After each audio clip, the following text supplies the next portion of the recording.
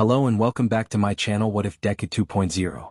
Join us as we delve into the realms of fanfiction and fantasy, bringing you the best stories and discussions. Today we're kicking off part 26 of our series, What If Deku Became the Villain Emperor? If you enjoy this video, please give it a like and subscribe for more content in the future. The author of this story is DekuVerse from Archive of Our Own. All the relevant links are in the description. Feel free to say hello to the author on their profile. Now let's dive into the fanfic. Sailaporo Grand sighed loudly as he was walking back to his compound, still holding the little girl's right hand with his left as they walked through the dark alleyway. "I took you out for a small walk and that's what you did?" he said in a disappointed tone, looking down at the little girl with a frown. "It's not like I'm mistreating you, am I?" Reena looked down, trembling slightly, before she looked up at him. You are using me, you drain my quirk, you make those monsters, you use me to hurt people. I don't want to hurt people. I hate what you do with my powers." Despite how frightened she was, she filled her words with a lot of conviction. Grants found it very amusing actually. He sighed before looking down at the kid. "Why can't you just see eye to eye with me, young lady? You are the secret to human perfection. Your quirk is truly a miracle that comes once in a millennia. With you, not only can I cure the quirk singularity and save the world from the quirk twilight, but also give humanity the chance to ascend quickly to greater evolution, to become perfect beings." Reena just looked away, already used to these rants. She was young, but she was smart enough to see the manipulation in his words. He isn't lying per se, but he wasn't telling the whole truth. He was, in Reena's opinion, sugar-coating it a bit too much. He wanted to become an immortal, invincible, perfect being. The rest of what he was saying was just an afterthought, possible if he felt generous enough to help the world. He told her about the quirk singularity, and in a way she could see how terrifying the idea was. But that didn't make her fond of anything she was subjected to thus far. If that's true, then why create those aboma? Reena tried to speak, but some words are just too big for her 6-year-old mind. "The word you are looking for is abomination," her current owner, so to speak, said helpfully, and she couldn't even memorize the word. "And no, they are not. I'm trying to research how to create things from scratch like robot soldiers, but much better. So that way real people don't have to die." Reena found it hard to believe. Since he was since he was working on other people as well. Real people. She just hummed at that while looking away. She really doesn't want to go back there. It's a horrible place. And scary. The two of them reached after a long walk the compound where he lives. It was huge from the outside. And even bigger from the inside. She was sure it was twice as big underground. The gates opened up and they walked in, where they were greeted by those human puppets he made. They looked like people but had no faces or voices. They only did as told. One of them had a tray with some candies and a stuffed bear as well, which Grand gave her with a smile. "See? I kept my word, didn't I?" he said as he offered her the toy. "As long as you are good and obedient, then you'll keep getting those regularly. Now go to your room, we will continue the tests soon." She felt an involuntary shiver go down her body when mentioned the tests. She was never fond of them. But at least there was no more blood drains. At least that's what he said to her. "We had an unfortunate accident today." One of the puppets spoke up. The voice was void, hard to distinct, like the thing talking wasn't alive. Then again it wasn't. "What does that mean?" Grand asked with a frown before looking at her. "Would you see yourself to your room? I need to take care of this." She didn't need to be told twice. So she quickly went to her room. It was good. It was big. It had a TV.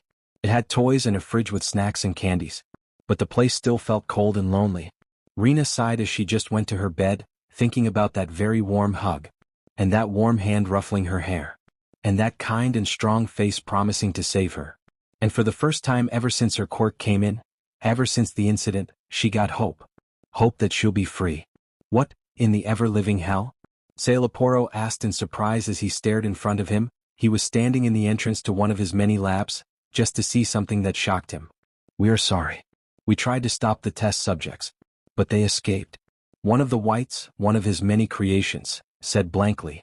"It has the shape of a normal person, but lacks any face expressions like the eyes or nose or mouth or ears, and gender characteristics as well. It was just pure white." Sailaporo just sighed at that before walking into the room. It was dimly lit up, with many tanks filled with glowing purple liquid, which was lacking any test subjects. He walked a little until he reached a row of tanks, all of them having a hole through the glass. Though only one of them was broken from the inside, with the rest broken from the outside. which means one of the test subjects had awoken and freed the rest. Which of the test subjects woke up first again? He asked of the whites. He kind of forgot their organizing. Sue him. Ichigo. The whites replied in unison, and Sailaporo pinched the bridge of his nose in exasperation. Great. Fantastic even. The most troublesome one of the eugenic program test subjects woke up and not only ran off, but also took the other successful ones with them. What joy. Sailaporo was absolutely overjoyed right now. He should be mad, furious even. But he was actually more concerned by the fact that these subjects weren't fully grown. They were still, 6? Maybe 7? It would have taken him few more months to accelerate their growth to 18 years old, but it seems they woke up. And now they ran off while causing a lot of damage to his base and too many holes, fires, corpses as well. With their absolutely powerful quirks, programmed hate for the law and society in general, and maybe over-exaggerated love for battle that would make Miruko and Reaper take a step back in reconsideration. And also some unspecified personality, pun not intended, quirks. Crap baskets. This is going to be ugly, isn't it? Sailaporo Grands had just created monsters which just unleashed themselves on society. The pink-haired glasses-wearing inventor is personally hoping those little demons won't come after him. Low chance. First thing he programmed was that he was their creator and they should be grateful for it. Because he is sure they can take on top heroes and win easily.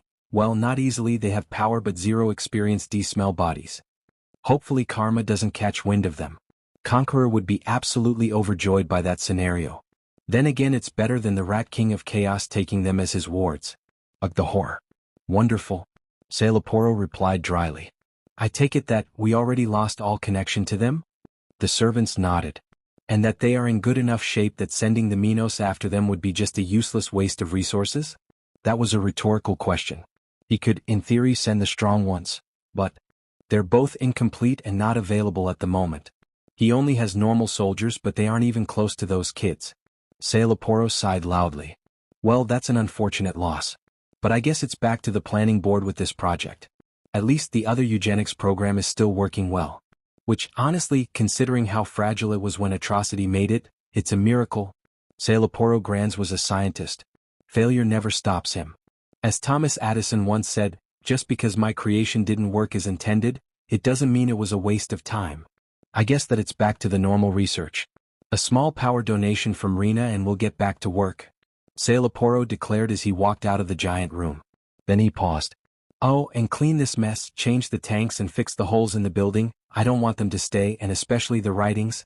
Why did the Hellions write X was here with the blood of those who tried to stop them was beyond the inventor/scientist honestly. They also wrote the words and their names wrongly, which hurt more than the murder of his puppets honestly. He thought that he programmed them well. With a shake of his head, he decided to just get back to his usual work. So the youngsters managed to get away, the on-screen conqueror said while sitting on his throne. With, for some reason, Maria standing beside him. Dressed in a dark green kimono robe. Sailaporo sighed loudly and tiredly, then nodded his head at that. Yes, they did. While also causing quite the collateral damage to my base and killing a lot of my servants. And for some reason they wrote on the walls. Although that part still confuses the most in this ordeal. Which was true. He didn't program that in them. Was it one of the potential personality quirks he was expecting? I see. That's actually pretty sad. They were going to be extremely useful and valuable. Atrocity said, his smile not dampening in the slightest. He tilted his head before speaking. So, how are things going with my army creation? I unfortunately don't have as much men as the world thinks. And I've been supplying you with the previous mutagen for that exact purpose. Did you succeeded? Sailaporo nodded his head. Yes, I always knew how to use that specific parasite quirk to make mindless creatures and soldiers, as well as how to add some quirks and even craft some, thanks to my knowledge of the biological side of quirks. But I always had zero experience and knowledge about how the energy of quirks worked. How it deviated for each single thing. Because there was just no pure form of said energy for me to study. Conqueror smirked at that.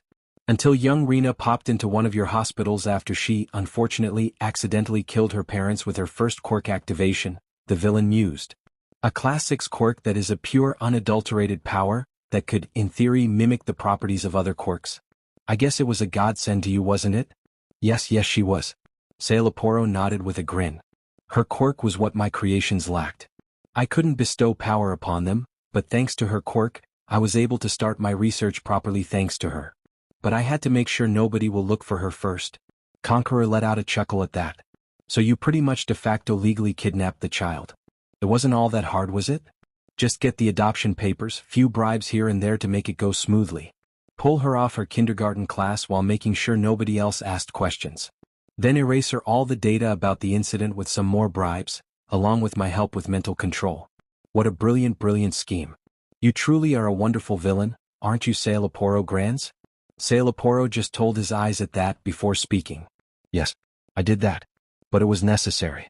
After I got hold of her though, I took blood samples to try to replicate her unique quirk, because it would be great to have several copies of an semi-infinite power source. But it didn't work. You weren't able to replicate it no matter how hard you tried. Conqueror said with a shake of his head, still amused. Nope. Sailaporo said with a pop. Her quirk refused to work like that. Probably due to the fact that it's more energy than genetics, unlike normal quirks which is more genetics than the chaos energy, which I chose as the name for the energy quirks use. Her quirk simply couldn't be replicated. So I started working out how to transfer the energy, try to awaken it in other people as well. It was a long and hard 2 years. But I managed to learn how to replicate the energy transfer and not just her pure quirk, but the impure forms. If only the rough theme of quirk, so to speak. That, to be honest, was a very hard thing to do. Mostly because comparing her own energy data with other people wasn't simple. I see. I take it that this is why you are throwing out those medicines? Conqueror mused. Because you're done with those cheap, useless, incomplete medicines? Sailaporo shrugged. Yeah, they have nasty side effects and they aren't even that good. They give you a good boost in power and quirks, but they exhaust the person's life force quickly. I say that a single dose makes a person lose 5 years for each use. Unlike the complete medicine you have. It's made off the newest results of my research. Pure unadulterated power in needles. And you could easily craft them where you are. It's especially easy to craft them where you are. Conqueror chuckled at that before nodding. Yes, that's true. The special place where I'm residing is the reason why I was able to supply you with the mutagen for so long with so much quantity. And also the reason I can make those power bestowal medicines. Conqueror zoomed on him. Now back to my armies, how much were you able to make? A lot, which should be shipped to you soon enough. Sailaporo replied. I was able in the many years to make my research on how to create the Minos army and had a lot of results, but unfortunately I always lacked the components of energy to make them capable of doing anything. So to speak in better terms, I am an engineer with a lot of blueprints who was able to make a lot of robots and cars and laser guns, but unfortunately didn't have the power source to craft the batteries. Well, until Reena appeared at least, I was able to finally add the missing piece to my creations. The Minos army now are fully functional, and should be now only a problem of factoring them in bulks. Conqueror smirked at that. Excellent, Sailaporo Grands. It was long 20 years and all for one was a major setback to my plans, but it's all coming together. You also seems to be working well towards your own end goal. Sailaporo shrugged at that. I seek to become a perfect being. And that was a good step to the right direction. Hunger, thirst, aging, sickness, lust, all of those are imperfections of the human being. Things that I work to free myself of. And I've been doing quite excellently so far in that regard. You can say that my help for you and my manufactured army is me paying you back for your funding? Conqueror chuckled at that. My, we are both very business-savvy men, aren't we? He mused before he gave Grands a curious look. So, what are the ranks of the Minos army and what should I expect? Despite you being very vague about it, I can be almost sure that it's of excellent quality. Sailaporo made the motion of being stabbed, faking it. Perfectly. Almost? Ouch, I'm very hurt by those words. My Minos are wonderful masterpieces. The weakest of them could cause a lot of destruction, especially that they are created in bulk, whereas the strongest of them, which are a few, could easily battle people like Maria, Vengeance and All Might in a fair fight. Sailaporo replied. Conqueror grinned at that. Excellent, I shall pick them up soon enough. Prepare your base for evacuation. We are taking everything with us, including the young lady. Does a week sound good to you? Sailaporo shrugged at that. Sure. I'll see what I can do about it, although I really hope that you won't regret the whole eugenics thing you started, because apparently it might come back to bite you eventually. Conqueror sighed at that, his smile turning a bit disappointed. Yes, that one started before All for One betrayed Lou and killed my other self. Good thing I have things already prepared and contingency plans for that. That project is still going just for kicks, it's not really making me any profit, really? Sailaporo sighed. Alright then, if that's all you wanted to discuss, I am off to restart my research. Later. And with that, Sailaporo cut off the connection. Phew, that was a stressful talk. Reena was sitting on a bean chair, watching TV when she heard knocking on the door to her room, causing her to jump in place and gulp. Oh no. Not again. Not those bad expiry dash. Not those bad tests again. She doesn't want any more of them. They hurt. Young lady. I wish to inform you that you are requested to the main lab, she heard one of the whites say from the doors. She gulped, looked at the candies before shoving them all into her mouth. She'll need all the comfort she could get if she's going through those tests again. Right as she swallowed them all, she stood up and opened the door. She looked up at those empty puppets and gulped, unnerved by those creepy things. They weren't humans, but they weren't machines either. She doesn't know what they are. And she was scared of knowing honestly. She just wants to be free. Nice mister, where are you? Reena thought as she obediently followed the whites. Although as she walked, she noticed a lot more of the whites cleaning up the halls and trying to fill holes in the walls. There was writings, but she couldn't understand the bad handwriting and she was sure the words were written wrong. What happened here? Who caused all this destruction? Reena asked in worry. What on earth could cause this much destruction? The whites were very strong. Did Granz lose control over one of his many creations? It was honestly the most likely. This man had so many projects, that Reena for the life of her couldn't understand. One of the subject in one of the master's eugenics programs regained consciousness, as well as developed self-awareness. Something the master didn't expect. The result was him de facto breaking out the rest in his room and running off, the lead white explained. Reena didn't understand half of what he said. What was eugenics? What is self-awareness? What is de facto? Why does adults have to use so many big words? I see. Reena in the end just decided to just play smart. She followed the whites until they reached the main lab. She was given a swimming suit, which she changed into a changing room that was conveniently put there. Then she was taken inside, where Granz was already working on one of the way too many computers in the room. Reena honestly wondered why would he even need all those. Once he saw her, he smiled. That smile made her tremble involuntarily. Something she does whenever she gets scared of something. And right now she was very scared. In her fear, she started letting out sparks of her power. No matter how much she suppressed it, it always comes out. She was still able to contain most of it, but just like with Mr. Hero, she still had electricity out. Some words were too hard for her to remember. She was still 6. Ah, there you are, young lady. Granz announced loudly before pointing at a tank, causing her to gulp. Now you already know the drill.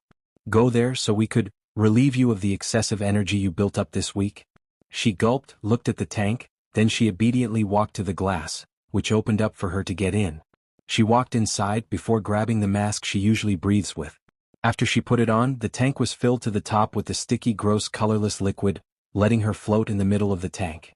With a press of a button from Granz, pain started wreaking her body, making scream as loudly as she could, just to not be heard inside the tank. Her screams seeming like silence to the outside. Mr. Hero, please, help me. Reena cried out in her mind as she felt her body getting fried with her own quirk, her energy leaving her body too quickly for her to handle. This is just shocking. Sailaporo declared as he was still draining his prize test subject of her power. It has been a whole hour, and the child was still producing enough energy to probably power up an engine capable of moving the UA as whole in the sky. Sailaporo Grande found himself just shocked, speechless. There was literally nothing in his vocabulary to describe the amazement he was feeling. The tank where his test subject was still channeling her chaos energy into the storage units he built up, but he was running out of them and she was still going. Of course she wasn't doing it voluntarily, but still. To think that there was such a quirk out there. The subject was obviously screaming inside and in great deal of pain. He'll probably have to stop soon enough, but that wasn't disappointing in any way. The opposite, in fact. The fact that her quirk was growing in power like this was astonishing and encouraging. But what made this sudden increase? Her quirk was stable for quite a while, its power growth steady and nice. Last time they emptied her of her chaos energy, a week ago, she barely worked for 20 minutes before fully losing steam. Was it because of that young hero? Did his empty promise power up her quirk? Was hope a component of her quirk? Or was it good emotions in general? He'll test that later. For now. Well, I guess this is enough. Sailaporo sighed as he pressed a button on his computer.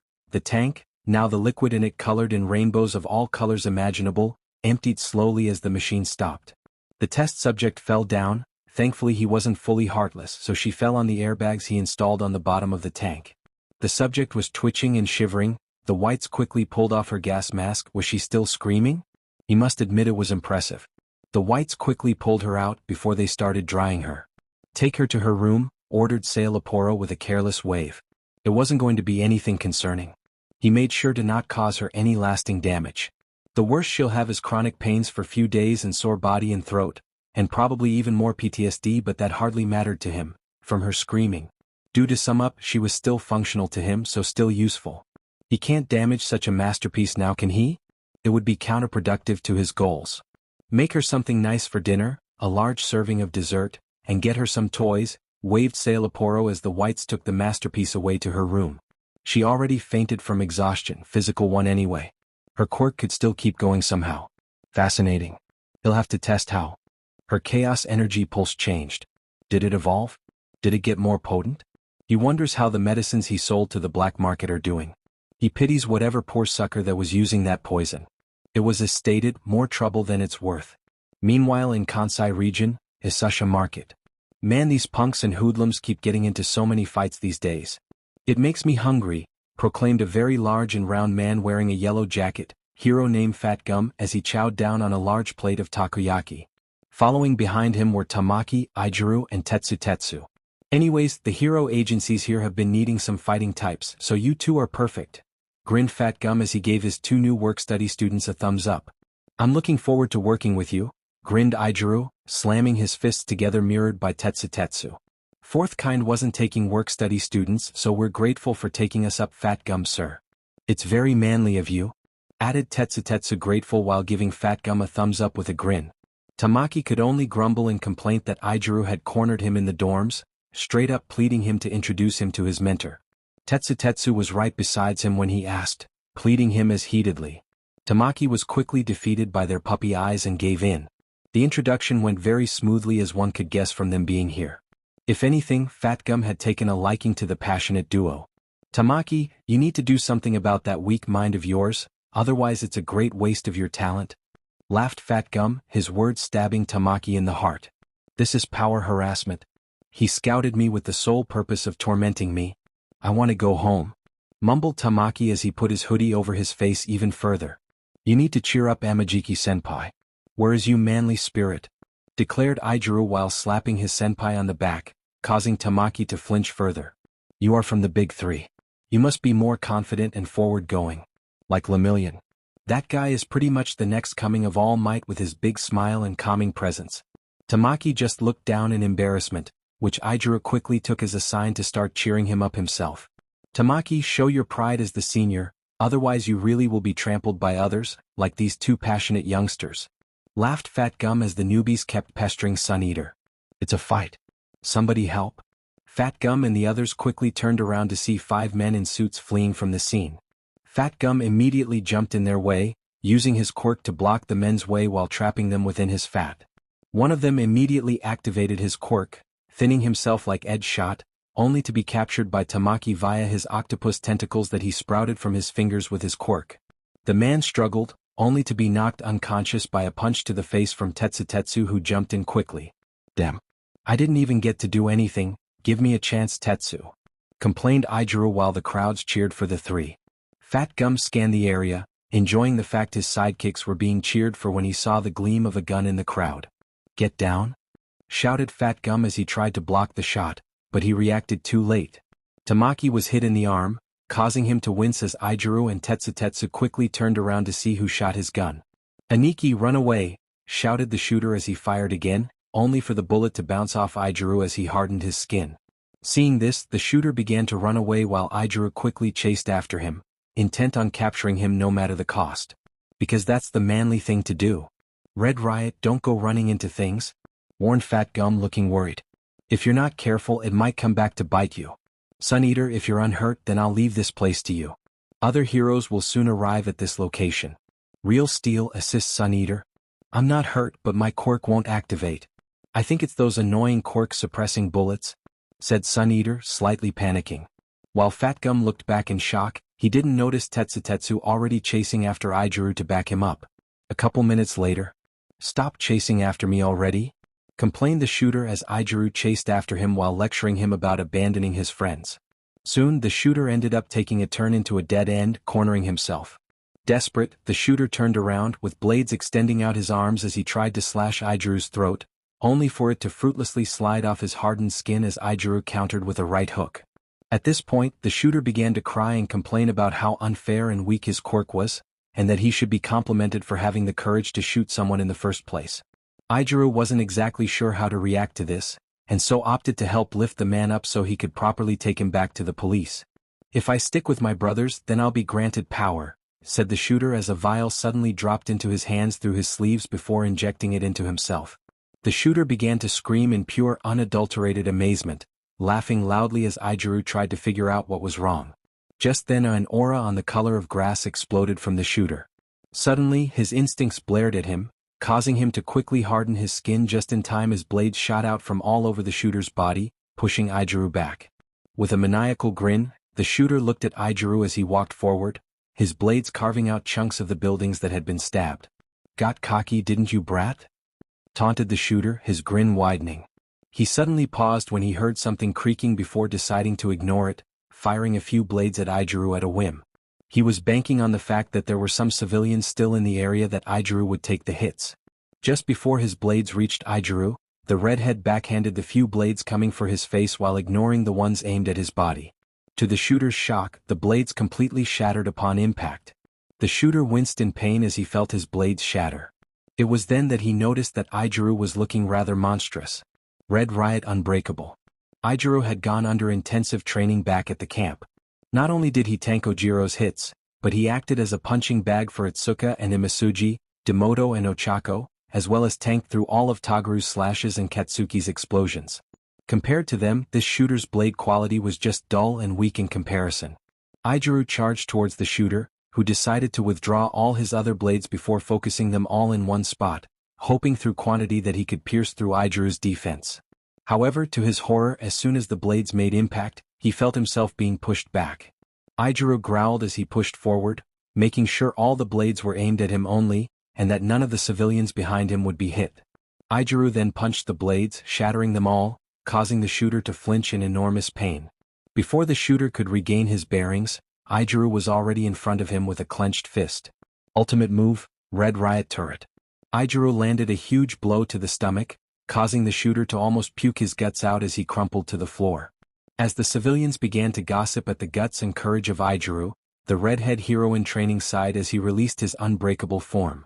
After all that intense training, he was able to hold his new form for a good 2 minutes. Ijiru began to walk up to the shooter, who began bawling his eyes out once more, begging to be let go. When Ijiru refused while trying to sympathize for the man, the shooter retorted selfishly that he didn't care about Ijiru's story before using his quirk to fire his blades behind his back into the ground. The resulting effort shot him past a surprised Ijiru, who quickly broke the supporting blade with an elbow. So predictable. "I'm saved. I'm escaping, and there's nothing dash." The shooter's rant was interrupted when the gloved hand suddenly grabbed the shooter's face. "Mommy," thought the shooter as soon as he saw that he was captured again, by a steel version of his other opponent who didn't look amused. "You wanted to run? Not the manifest thing to do, buddy," declared Tetsutetsu as he began to spin in midair. After 5 rotations, the shooter was already beginning to lose consciousness due to the G-force until Tetsutetsu finally tossed him directly at Fat Gum, who had just appeared. Fat Gum immediately trapped the man within his fat, though he could tell the shooter had already lost his will to fight. "Well, I see you two already learned the best way to suppress an enemy," grinned Fat Gum, looking amused. "A villain can win through a variety of ways. Killing, running away, beating us up so bad that we can't recover, etc. On the other hand, the only way heroes can win is to capture without casualties. The key to fighting the villain is the way you've already done it: suppress the villain until they lose the will to fight. Good job, you two." "I didn't do much," muttered Ijiru, feeling slightly ashamed of almost letting the villain escape. "I still have much to do to catch up to everyone else," thought Ijiru, thinking about the monster trio of 1A when he felt Tetsutetsu slap his back with more force than necessary. "What are you going on about, huh? Come on, man, you stopped him from hitting the other civilians, didn't you?" said Tetsutetsu, pointing over to the civilians who were cheering for Ijiru, who blinked in surprise. "Didn't we both swear to always be someone who never falters? Then let's keep going forward." Ijiru couldn't help but smile at the grin his friend gave him, before nodding his head in agreement with Tetsutetsu. As the villains were being led away, Fat Gum frowned for a bit. He had long heard of the medicine trigger, a medicine used to amplify quirks, and the one that erased quirks temporarily as well since it's flooding the black market, but he had never heard of one that gave people weird powers like the energy the Blade guy displayed. Omake, school annihilation, Dynamite style. 3 days later.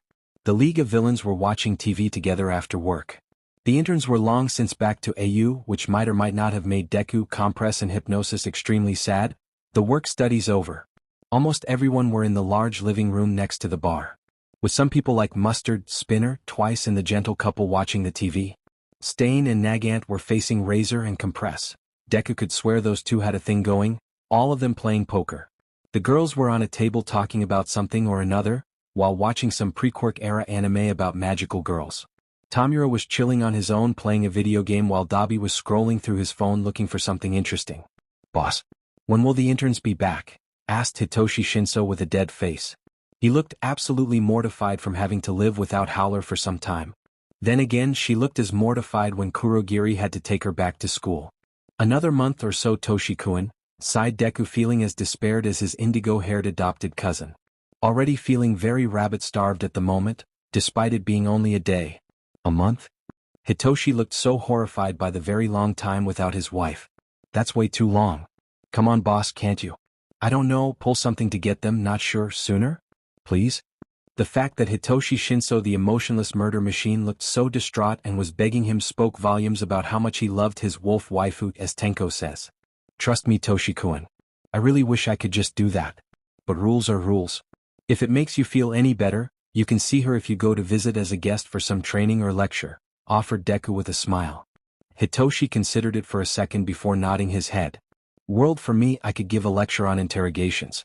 And maybe show some tricks on sharpshooting while at it?"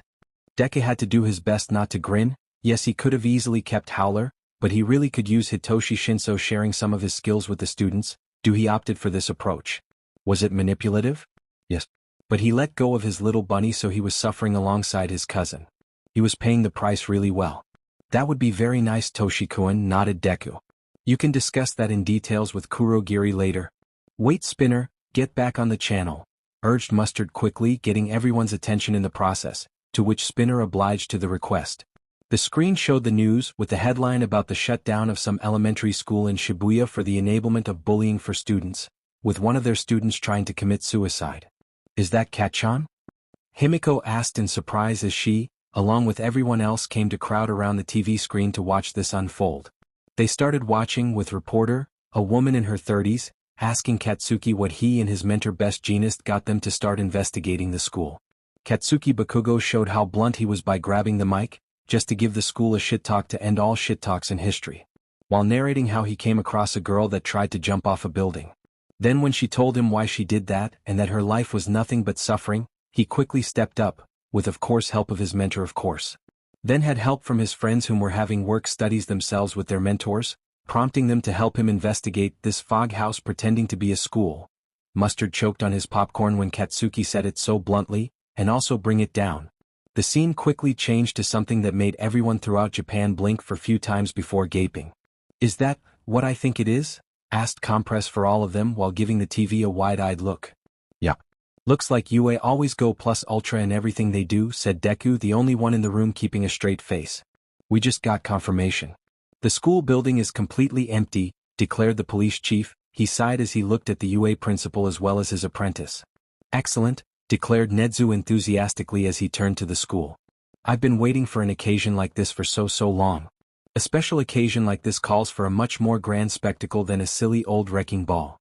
Which, by the way, I truly thank you for your brilliant idea, dear Mindscape." Mindscape just gave a wide smile in return. "Oh, don't mention it, sensei.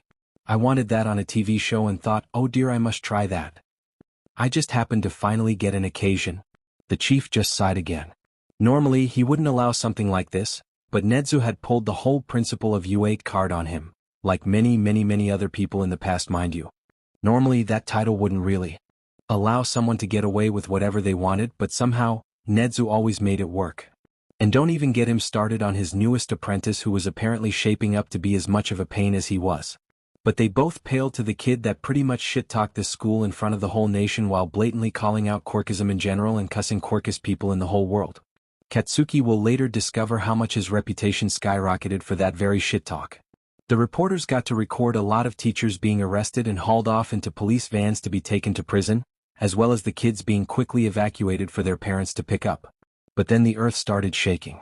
Suddenly Japan got to witness a massive skyscraper-sized robot rise up behind the building. On top of it was none other than Nedzu the Rat King of Chaos, cackling manically along with a beautiful young woman who was cackling as loudly and as sadistically. In her office, Madam President of the HPC gaped at the spectacle in front of her, going pale, realizing that Nedzu just found a protege. In an unknown location, a certain villain leaned on his hand, his eyes zeroing on the young woman with interest.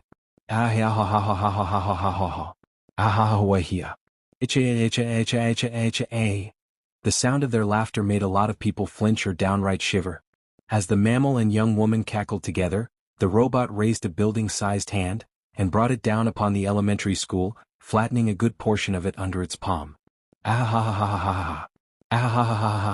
The master and student duo cackled further.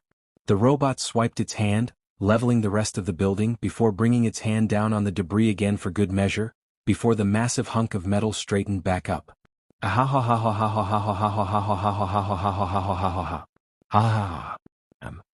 Thank you all for your time, declared the fearsome sadistic principal. The young woman bowed. Hope you enjoyed the show, and please, if your school is bad to you, send a MN email to UA's website. I'll happily annihilate your school for you with my sensei.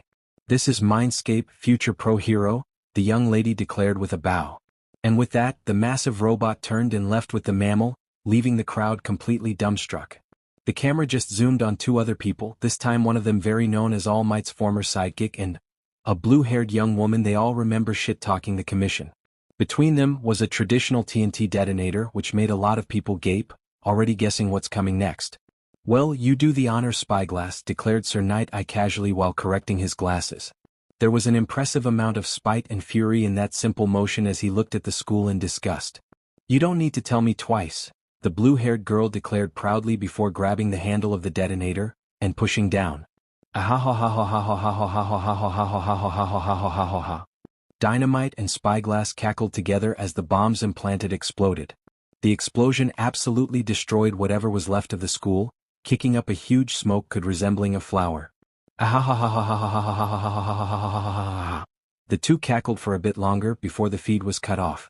What the absolute F does your brother smoke? It's Stain who asked the question, looking positively intimidated.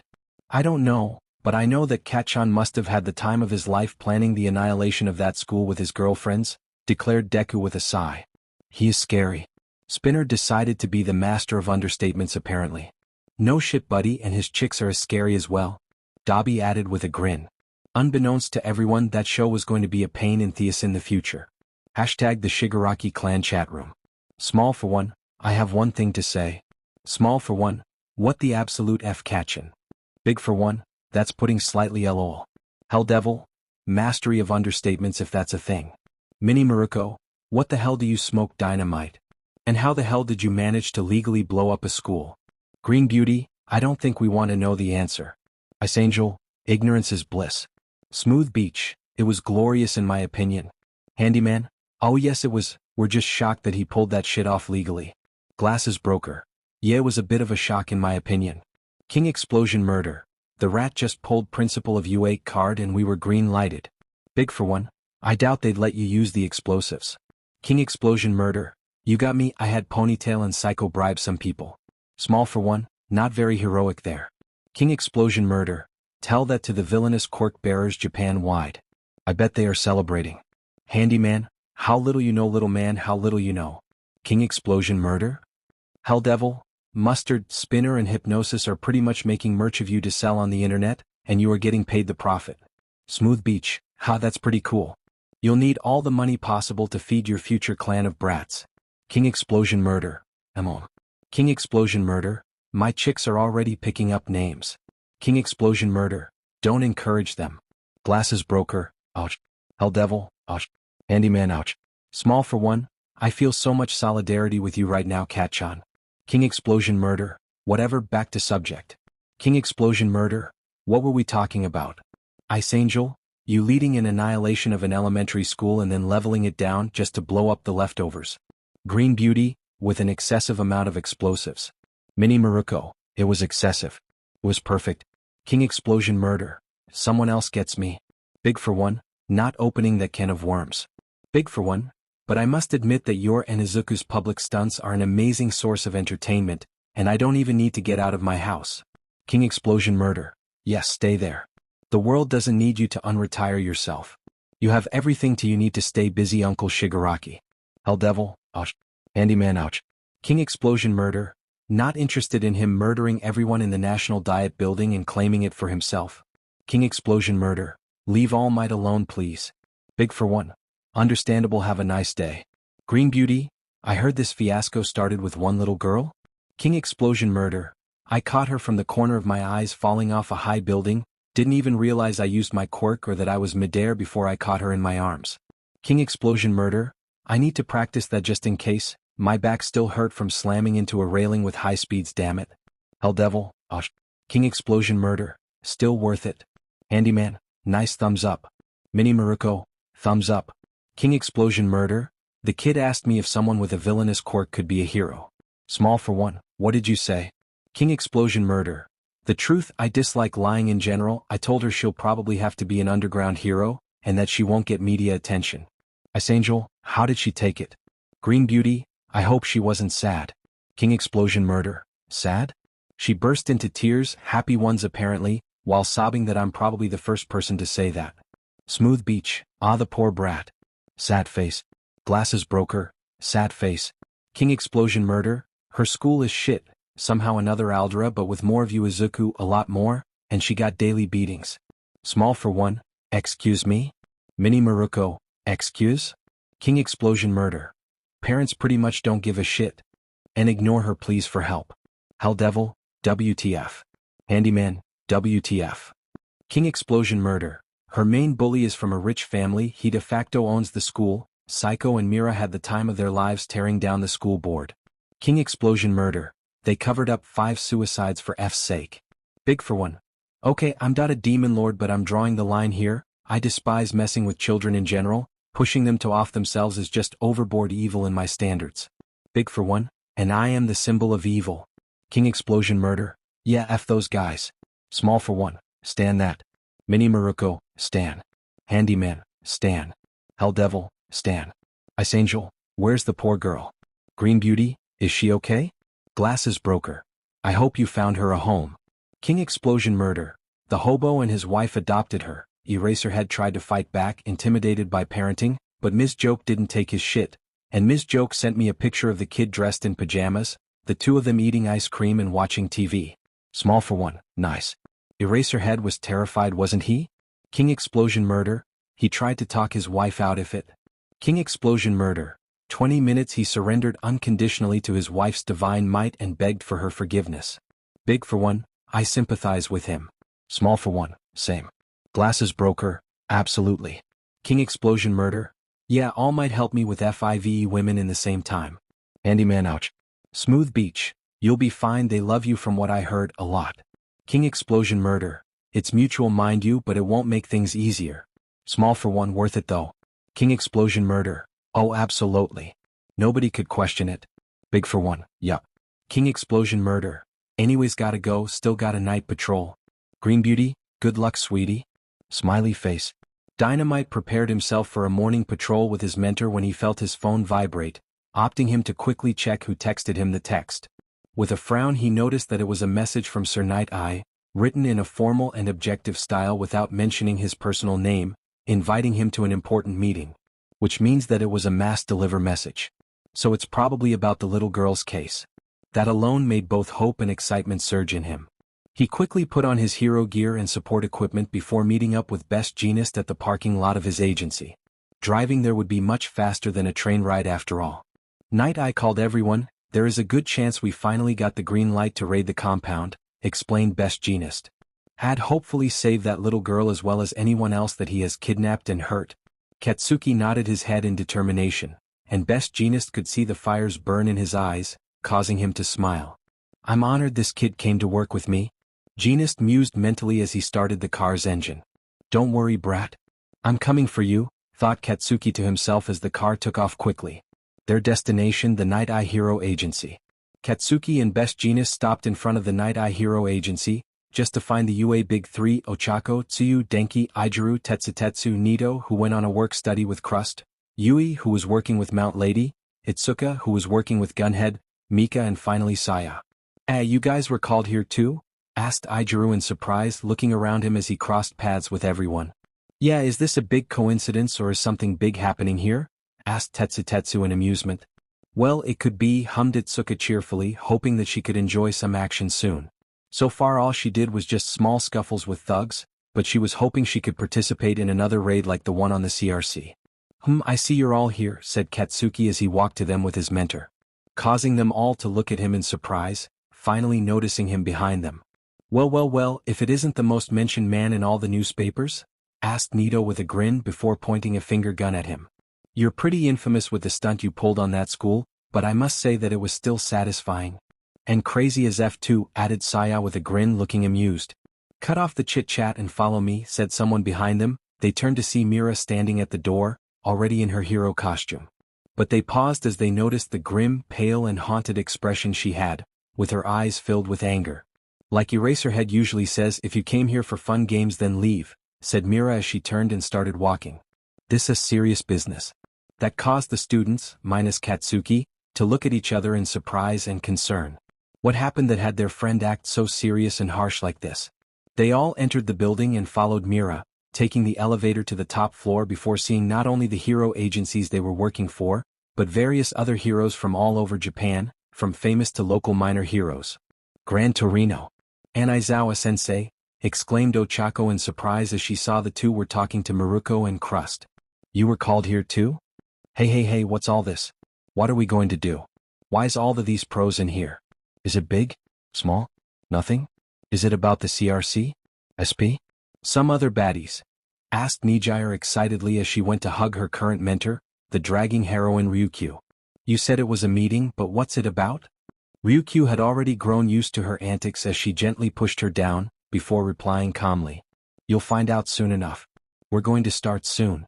As everyone was situated in, it was now obvious that there was a lot of known faces such as Hawks, who came with Fumikage, Pony and Reiko, Nedzu who came with Mindscape, Maruko, Crust, Ryukyu, Edshot, Eraserhead, Fatgum and few other heroes as well. True to her word, Night Eye began the meeting, first thanking everyone for the information they had provided about the newly circulating medicine before notifying them what the meeting was about. Katsuki was itching to pass all those bullshit formalities. He had business here, and judging from his Mira looking so grim, apparently it's not pretty. As soon as all of them sat down, Bubble Girl, he thinks Mira said that Bubble Girl had blue skin, right? Began the meeting off about the investigation the Night Eye Agency had on the some suspicious kidnappings happening lately, all connecting to one person that he knew of already. While most of the heroes did not mind that children were present, one hero named Rocklock was annoyed about it, and didn't hesitate to voice it. Katsuki had been ready to insult the man, only for a quick shin whack from Gran Torino to shut him up for a while. Nonetheless, the agencies each of them worked for were more than ready to defend them. "Hey smartass, why don't you put your money where your mouth is?" snapped Maruko, shooting a glare at Rocklock. "My intern could take you on, quirk or not, and she would wipe the floor with your dumbass." Rocklock gave her a surprised look, but before he could reply something, Ryukyu spoke up. "I wish to remind you that age doesn't matter in heroics, but how competent you are. And my interns are extremely competent," Ryukyu explained with a smile. "I would trust them with fighting villains and aiding in rescue efforts. Their age or their student statues matters not to me." The picture in the projector screen showed a man with shoulder-length pink hair and wearing glasses that Katsuki felt a strong urge to attack the goddamn projector. "This is Sailaporo Grands. He is a man with a degree in both medicine and quirk science.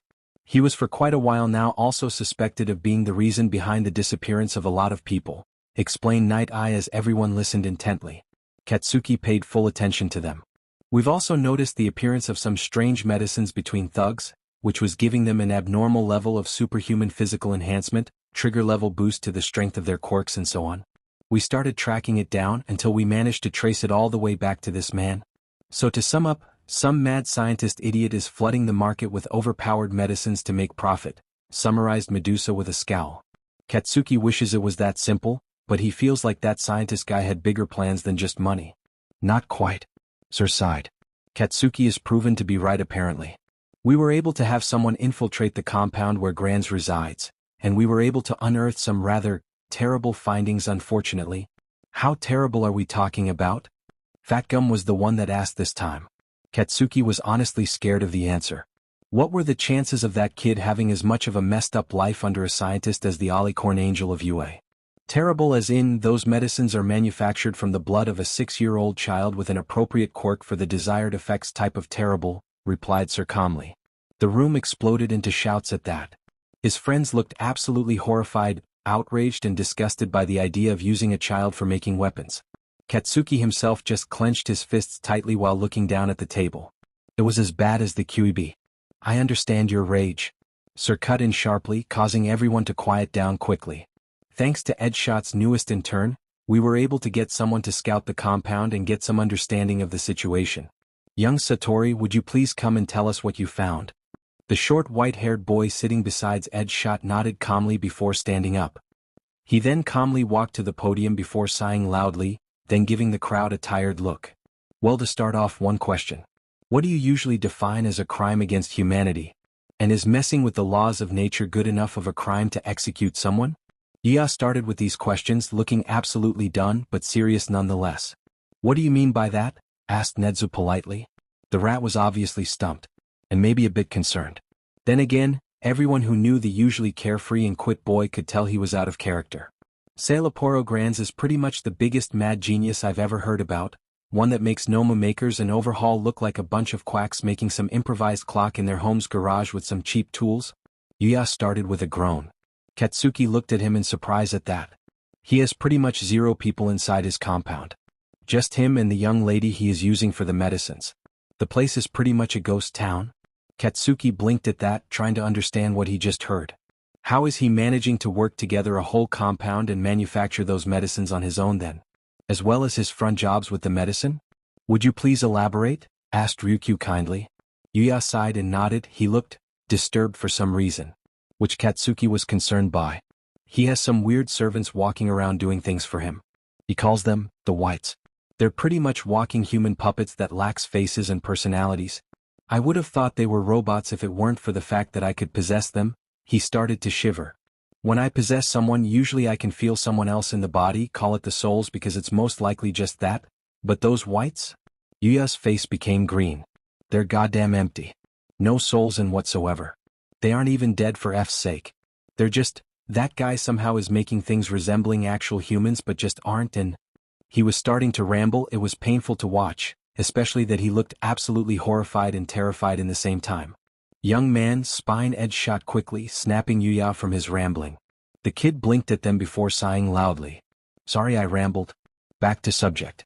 I was able to possess these whites and walk around a little. It wasn't a big deal. They were pretty easy to use if a bit hollow. They were empty and cold from the inside. But I pushed that aside and walked around quietly. And I managed to discover few disturbing things.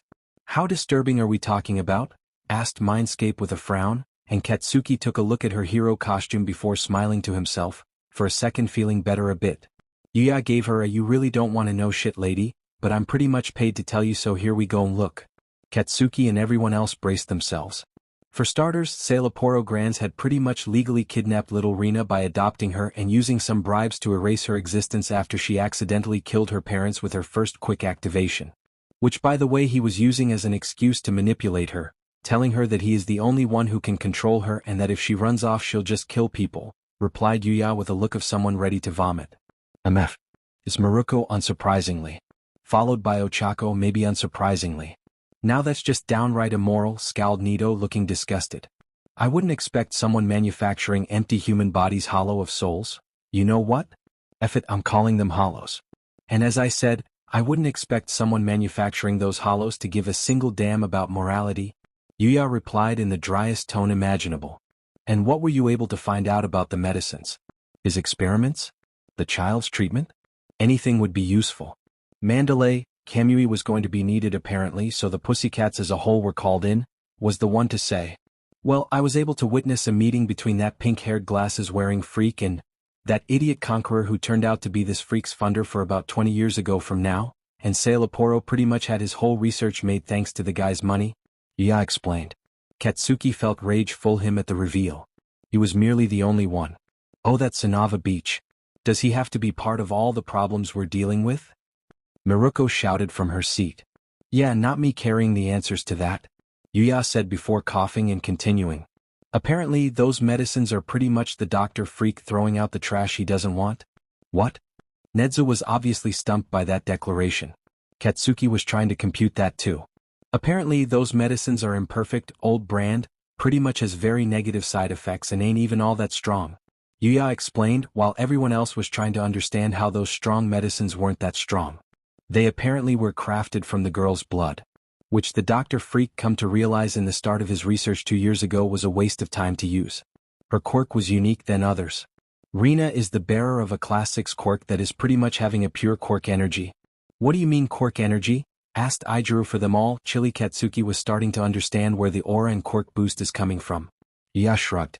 Not sure, Kirishima. I mean, do I look like a quirk scientist to you? It was a rhetorical question. Yuya sighed. It's not like I can just video call Karma to give me a lecture on quirks to help me better narrate what I heard. Yuya looked genuinely disappointed by that. Nobody wanted to point it out though. I'll try anyways. We know that quirks have 2 sides, biological side and energy manipulation of the sorts? Yeah, sounds about right. Yuya nodded at his own words. We, the quirked, pretty much have access to the impure form of energy that is unique to a single quirk. But the kid has a pure quirk energy in her, which her quirk produces. The scientist pretty much researched her energy thoroughly to create better medicines and apparently, super soldiers? I didn't catch that talk well. Well, that's just terrific, Katsuki decided. The kid was going to be used as a battery pack for creating monsters. I also wish to shoot that prick between the eyes, Yuya added after everyone calmed down. He pretty much gets the energy by shoving the kid into a tank, filling it with some liquid and then electrocuting the energy out of her. Yuya clicked his tongue. I had to endure hearing the kid scream in the tank for a whole godforsaken hour while the prick was more interested with her quirk lasting more than usual. The room exploded into yells of outrage at that, with some people looking more murderous than others. Tisich, wouldn't this have been resolved already if the brat had just taken the child? Scoffed Rocklock, giving Katsuki a look of disdain, who to everyone's surprise looked away in shame. Looks like all that attention has been getting to your head, brat. This is the real world, buddy. Getting first place in the UA Sports Festival doesn't mean shit here. I take full responsibility for that incident, said Best Jeanist sharply, fully ready to claim responsibility for Katsuki's actions, leveling Rocklock with a cold but extremely furious glare.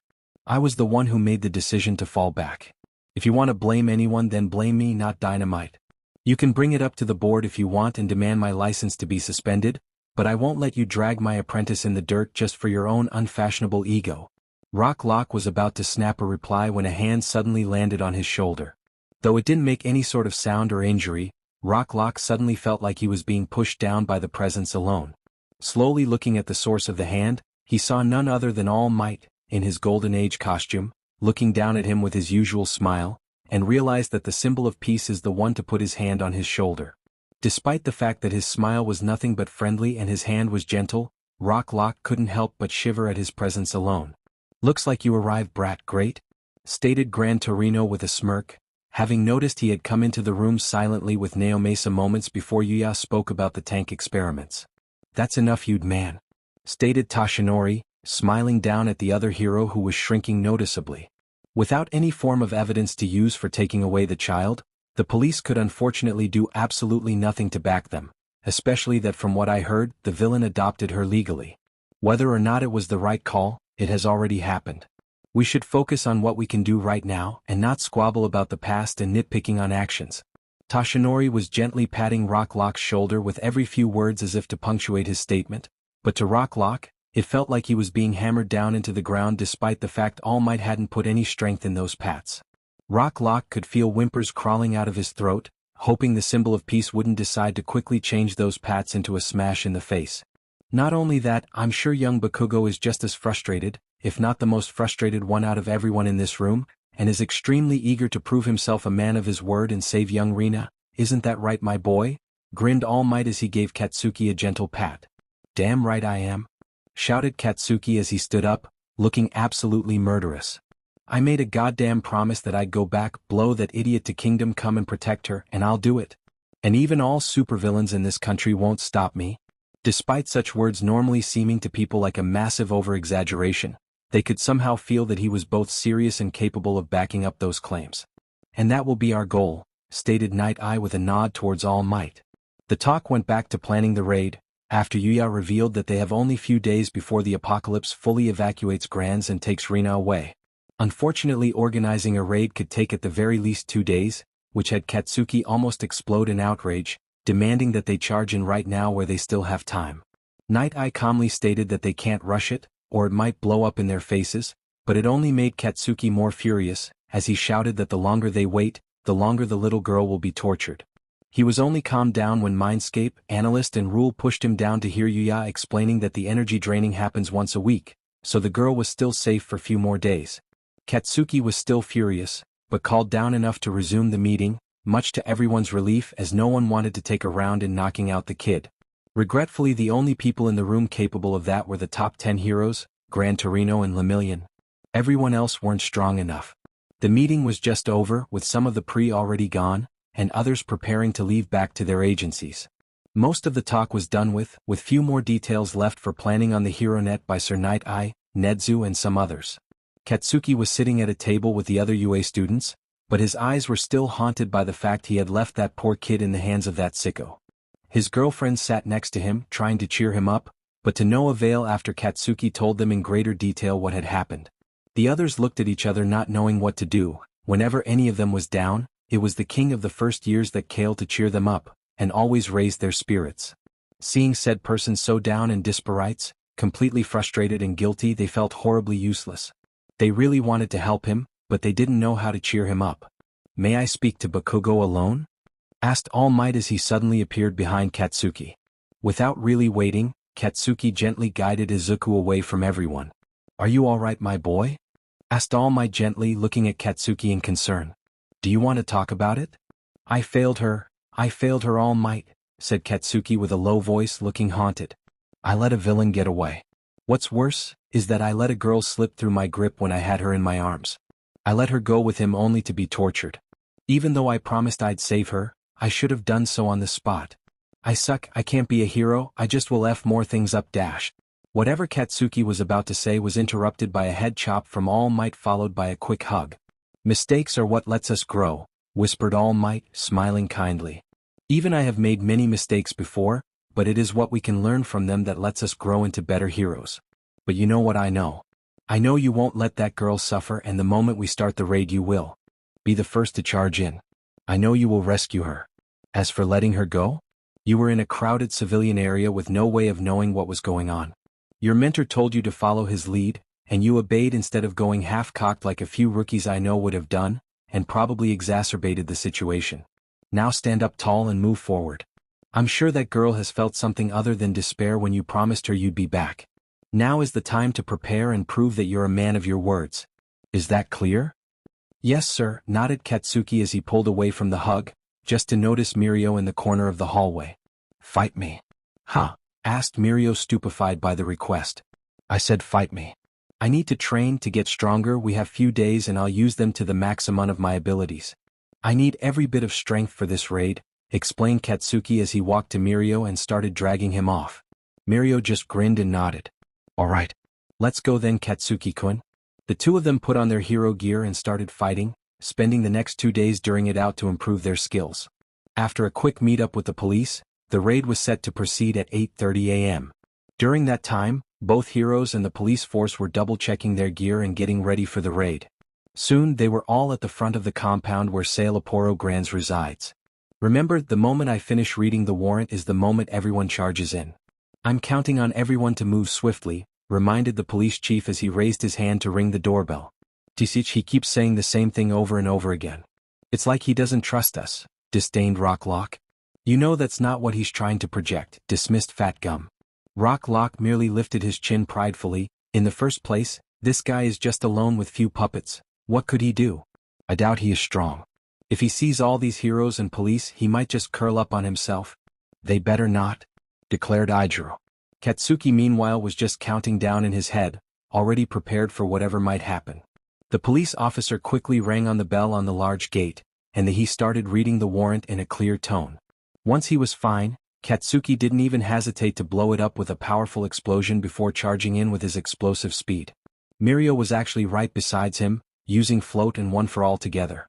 He was improving with using the quirk a lot and he was now confident in funding it in battle. "Don't worry kid, I got you," thought Katsuki in determination as he sped forward with Mirio. Just for the front door of the compound to burst, where many faceless white people came charging at them holding swords. "Out of my way," roared Katsuki as he charged at them. The battle began. Make an awkward date. It was the day before the work studies resumed after the CRC raid. Katsuki took his girlfriends for a movie to watch together, which the girls enjoyed quite a lot, and if Katsuki is being honest, so did he. "So, where are you taking us, Katsuki-kun?" asked Itsuka cheerfully as they walked through the street, with people giving them weird looks, mostly guys looking at Katsuki in jealousy and admiration. After exiting the cinema, "We're going to have dinner in a restaurant I thought you'd like," answered Katsuki with a shrug as he walked in the front, with Mira and Yui holding his arms. It was their turn apparently, leading the way. Mira tilted her head in confusion. "But why? I mean, your cooking is the best ever, so why go to a restaurant and spend money when you can make something better?" Katsuki just shrugged at that. "Because I want to take you to a restaurant, that's why. I don't see a better way to finish an outing than buying you delicious food, and then taking you for ice cream as well." The girls grinned at him teasingly, causing him to look at them questioningly. "Ah, you're a big softy under the default grumpiness Eincha Splody?" asked Mei teasingly as she hopped on his back and hugged his neck. "You just want to give us the best date ever?" Katsuki blushed as Yui and Mira hugged his arms tighter, while rubbing their chests on his elbows, which might or might not caused a lot of guys to look at Katsuki in true envy, also grinning teasingly. He just huffed and looked forward. "Well, it's go big or go home. I took you out for a date, so I'll make it the best damn date possible. Giving you some cheap trip to a park and calling it a win is just a half-assed work, and I hate half-assed wins. Most likely why you're the boss in the first years. Because you're not a slacker." Itsuka mused loudly, gaining a giggle from the other girls. They soon stopped in front of a high-class restaurant, causing the girls to look at their boyfriend in concern as he checked their reservation then got them in. We're splitting up the bill evenly, right Katsuki-kun?" asked Yui in concern as she sat down after he pulled her chair back a little. How gentlemanly of him. And he did for all of them. "To sit. Like hell you will," scoffed Katsuki as he sat down, right after making sure all the girls were seated in their chairs. Everyone in the restaurant were giving him weird looks, but he grew accustomed to them by now. "I'm paying for the whole thing, and you better eat to the contents of your hearts." The girls looked at each other uneasy, feeling slightly bad for having him try so hard to please them, and well, he does that well enough in bed, and make them happy. "Katsuki, let me pay with you. It's not fair for you to pay for all of our expenses like this," said Psycho with a pout, but Katsuki just rolled his eyes. "And it won't be fair that you're the one that'll carry our kid for 9 months and give birth while I just wait, but you ladies don't seem to be complaining. So I won't either," replied Katsuki dryly. The girls actually blushed at that remark, deciding to just make it up to him later. Which they were already planning, but now they got even more motivated, so to speak. "Kat-chan?" a voice called out from the right. Katsuki and his girlfriends whipped their heads to see Deku, dressed in chestnut a brown suit, and his girlfriends, with Deku seating them like a gentleman would. "What the hell are you doing here, Izuku?"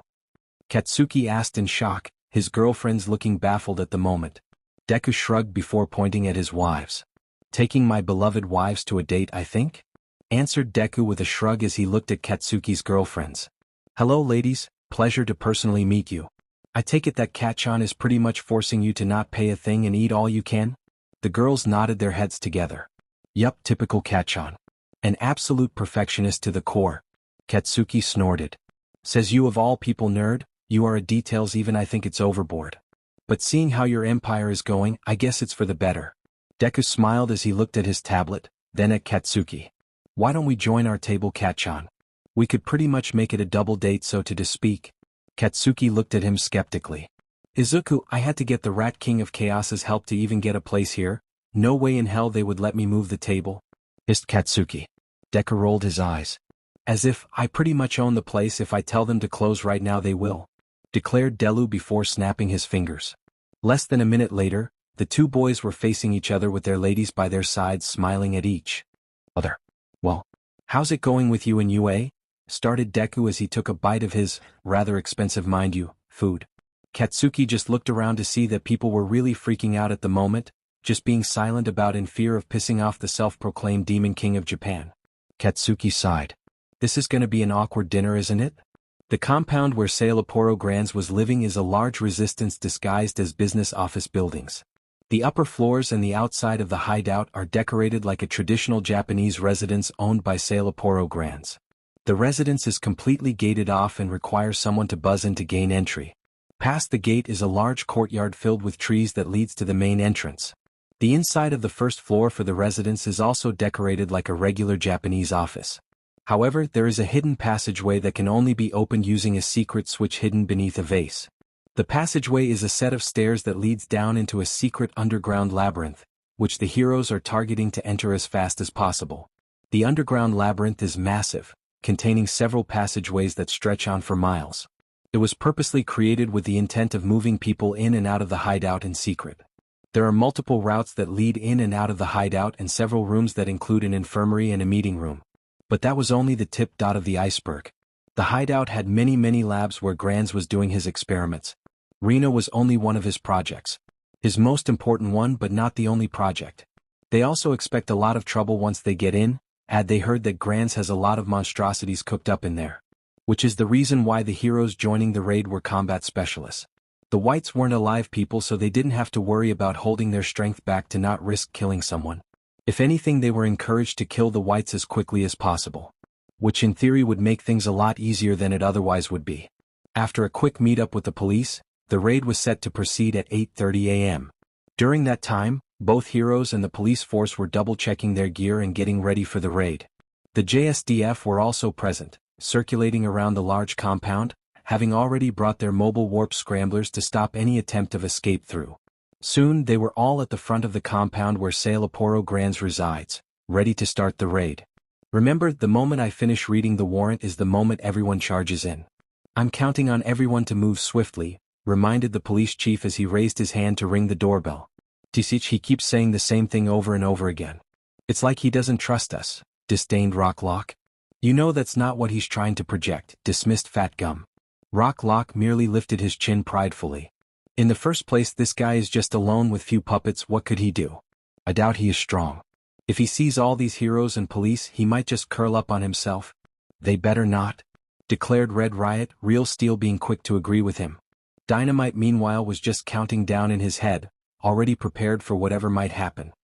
A bit longer, just a bit longer, brat. I'm here. I am here, he thought as he prepared his quirk. The police officer quickly rang on the bell on the large gate, and he started reading the warrant in a clear tone of voice. Once he was done with that, Dynamite didn't even wait a second or hesitate a bit to blow up the gate with a powerful explosion before charging in with his explosive speed, shouting in anger all the while. His excitement must have been infectious as all the pro-heroes and police charged after him with battle cries of their own, not hesitating in the slightest. Lemillion was actually right besides Dynamite as they charged forward, with him using float and one for all together in perfect sync while Dynamite used his explosions. Lemillion was improving with using the quirk he got from Nana a lot, and he had a lot of practice in the past couple days against Dynamite, which made him now confident in using it in battle. Don't worry kid, I got you, thought Dynamite in determination as he sped forward with Lemillion, the two of them ahead of everyone. The two of them crossed the half of the distance between the gate and the front door, charging through the garden. Just for the front door of the compound to burst open, where many faceless white people came out, charging at them holding swords. Out of my way, roared Dynamite as he charged at them, deciding that he had to get rid of them if he wanted to enter. He increased the strength of his explosions, quickly spinning in the air before he reached the first group. A spark traveled through his arm into his palm before igniting. Howitzer impact. The explosion had pretty much destroyed the first group of chargers, giving Dynamite the small opening to blast through the door before more whites started coming out. The sound of explosions and Dynamite's angry shouts could be heard from inside the building now, as Dynamite disappeared from view. Dynamite, wait for me, shouted Lemillion in worry before he threw a Detroit smash, the blast of air knocking the whites away from him. Everyone else were fighting the army as well. Maruko and Uravity looked like they were in heaven, with so many opponents to fight without end in sight. Nijire-chan, Ryukyu and Froppy were getting swarmed by numbers, but they were still able to keep up somewhat thanks to their perfect coordination and their style synergy. Go follow Dynamite, Lemillion, Ordered Crust quickly as he was working with Best Jeanist Ed Shot and Eraserhead on fighting off the army of puppets. Lemillion looked at everyone for a second before nodding his head in agreement, then phasing through the floor, intent on following Dynamite inside. The battle began. And the heroes are determined to win it. Sailaporo Grands was just starting his day when he realized that today was going to be absolutely a mess. And that irritated him. He was having breakfast with his masterpiece when there was a ring to the compound gate's bell. He thought it was some merchant services or maybe an insurance agent, but when he answered through the comms he heard a police officer reading an arrest warrant, and then there was explosions. The masterpiece perked up slightly at that. He could see her face getting some hope in it as he activated the surveillance system, seeing through the cameras that explosive blonde, Minimite and a legion of heroes and police officers storming in. Shit. Activate the first defense protocol, combat whites, you charge in first. Ordered Grands through the comms quickly, just for them puppets to charge in as ordered. He watched through the cameras quickly to see that most of the heroes were struggling slightly, except for the explosive blonde who was yelling out while charging forward, quickly blasting through his puppets, successfully going through the door. Grands then got to see him pretty much bulldozing through his puppets, killing them 12 at a time while still pushing forward. Reena, where are you? He saw the kid shouting out loudly while looking around him, blasting any door he comes across open and looking around before changing directions. Reena, wait. For me, brat, I told you I'll be back, just hang in there until I get to you. The masterpiece in question just looked at the screen in awe, her gaze fixed on the blonde bomber, her blue eyes shining brightly. Well, looks like it's time to empty the place. Not that he felt sad about it. He managed to fully transport out the Minos army yesterday, along with most of his creations. Good thing he had a contingency plan for this. He turned to the masterpiece and his whites before sighing in amusement. You, send in the Shaiha Saikai heavy hitters. The supervillains and the Escuadron de Exterminio. Ordered Grands as he walked to the little girl, to pick her up. I'm taking Reena-chan and going to wake up Cloud. I could really use her help, though shame I couldn't really get to fully mature in body as I did the quirk. Was really a shame. He also didn't fully finish her programming either. So he expects a lot of shenanigans incoming his direction. But well, Cloud is still useful, right? That's what matters. Understood, master, said one of the whites as he walked off to do as instructed. As Grands went to pick up the masterpiece child, she pulled away and glared for a few seconds. Then she let him pick her up. Did she get that much confidence from someone she barely met for a couple minutes? How intriguing. Maybe it was the reason her quirk got slightly stronger? He didn't have time to think about that, unfortunately. He quickly picked her up before he started walking through the compound, ignoring the sounds of explosions in the distance. Wasn't the kid a long distance away from him in this labyrinth? How loud were his explosions to be heard from all the way here? And the most unnerving thing is that it was getting progressively closer to him. As he reached the designated room, Grands quickly punched the code into the security system before the door opened automatically to let him in. He quickly walked in, quickly going to one specific tank where a young woman, maybe 16 years old, was floating. Her body composed mostly of dark mist, which she can solidify at will, with glowing yellow eyes, sleeping inside peacefully.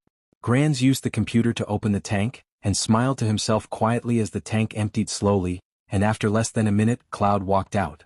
Cloud blinked at him for a few seconds, then her yellow eyes zoomed on the masterpiece in his arms, before she let out a high-pitched squeal that almost deafened him. Oh my god, you're so cute, I could just eat you up, and I absolutely like your hair, it's black and I'm mostly black, and your dress is super nice and makes you look super cute, and you are already super cute, it's super lethal, I'm almost dying here. Cloud pretty much vomited a river of words at them. Grand blinked, then looked at the masterpiece in confusion evident on his face. She stared back at him with equal confusion on her own face. Deciding that her own personality is just being an airhead, which makes sense being composed of dark mist, he spoke up. Cloud, I need your help in evacuating me and everything else in here, said Grand with a sigh as he motioned around. Cloud blinked at him. Sorry, but I'll need a week to get my quirk fully function. I can't warp more than a couple kilometers away from here. So if you want to use me as a battle taxi, I am here, but if you want to run to another city?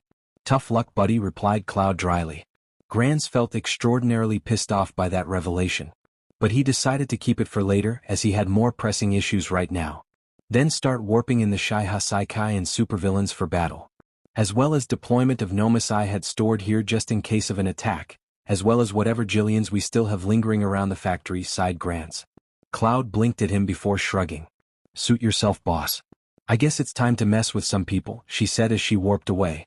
All Might was watching with the field commanders of the current operation when it happened. Out of nowhere, shocking all of them speechless.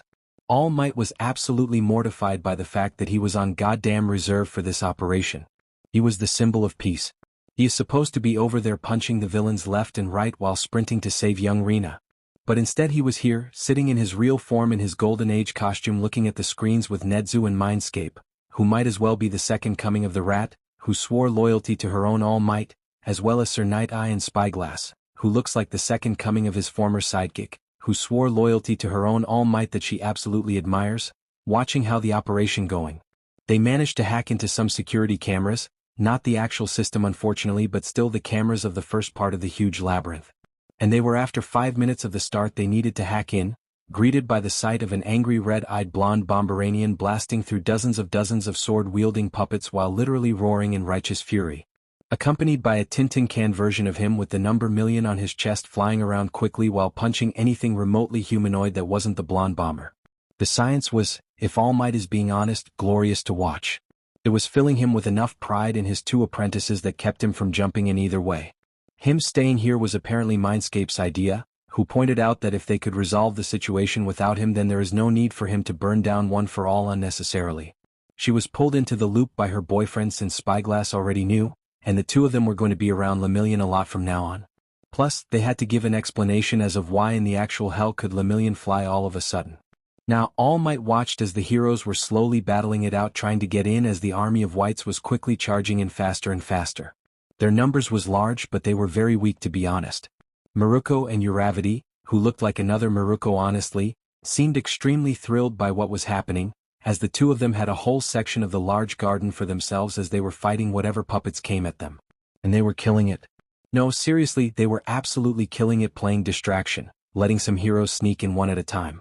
The Flame Hero Agency were called for help, and Temper proved to be unstoppable with both his ice and fire, freezing all the puppets in place, and whoever passed through he engaged them with his flames, along with Burnin, who showed off at the moment that her place in the top 20 wasn't a fluke with her skills and few others.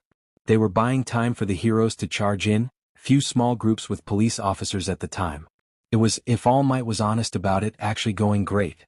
They were actually pushing forward pretty well. So even though he was absolutely mortified by not being able to help, he was at least sure nothing was going wrong. And then things went to hell. Because of course they did. Nothing can just be pretty simple, can it? Black mist appeared out of nowhere in multiple sections of the place, somehow bypassing the current JSDF mobile warp scrambling machines, and warp gates opened up. At first they thought it was Kurogiri, but well, the mist figure introduced themselves as Cloud, an eugenic creation of Kurogiri by Dr. Granz made to surpass her father, and then for dome reason she started asking a billions questions as people jumped out of the portals.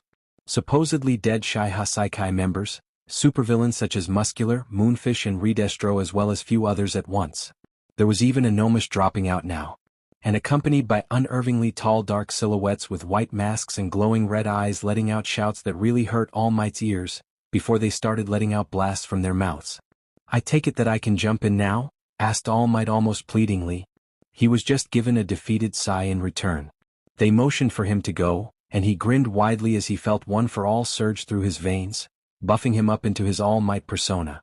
With his iconic laughter and his signature grin, All Might dashed through the field command post at his top speed. He'll be there in a couple seconds. Young Reena, here he comes. Red Riot isn't sure what went wrong, but he likes to think that he was doing fairly well. Sure, it was hard and the numbers were huge, but they were pushing forward with the power of manliness. Sunniator Senpai had some weird indigo sparks of static around him as he fought with testicle shells and claws, his speed and strength greater than Red Riot thought he had in him. He was helping them push forward, with Red Riot and Real Steel working with Fat Gum to shield everyone from the attackers. Moon Smash. Luna Arc. One of the bigger whites, 3 times the size of a human being, was sent flaying with its head missing after Maruko kicked it in the face at full strength. Uravity meanwhile jumped high in the air before she slammed down with an axe kick, shattering the ground and sending a huge number of whites flying away like flies. Red Riot thinks those two were absolutely peak of manliness and badassness, which made him resolve to do his absolute best going forward. So Red Riot started fighting harder through the enemies with Real Steel and the others pushing forward even harder. He took a look to see that in fact Temper was doing a one-man army in the back by utilizing his ice and fire perfectly, attracting the attention of the army of puppets successfully along with Burnin. He noticed that they were working well together, giving the puppets a run for their money with her swordsman skills. With help from other fire users from her agency as well. Things were going swimmingly.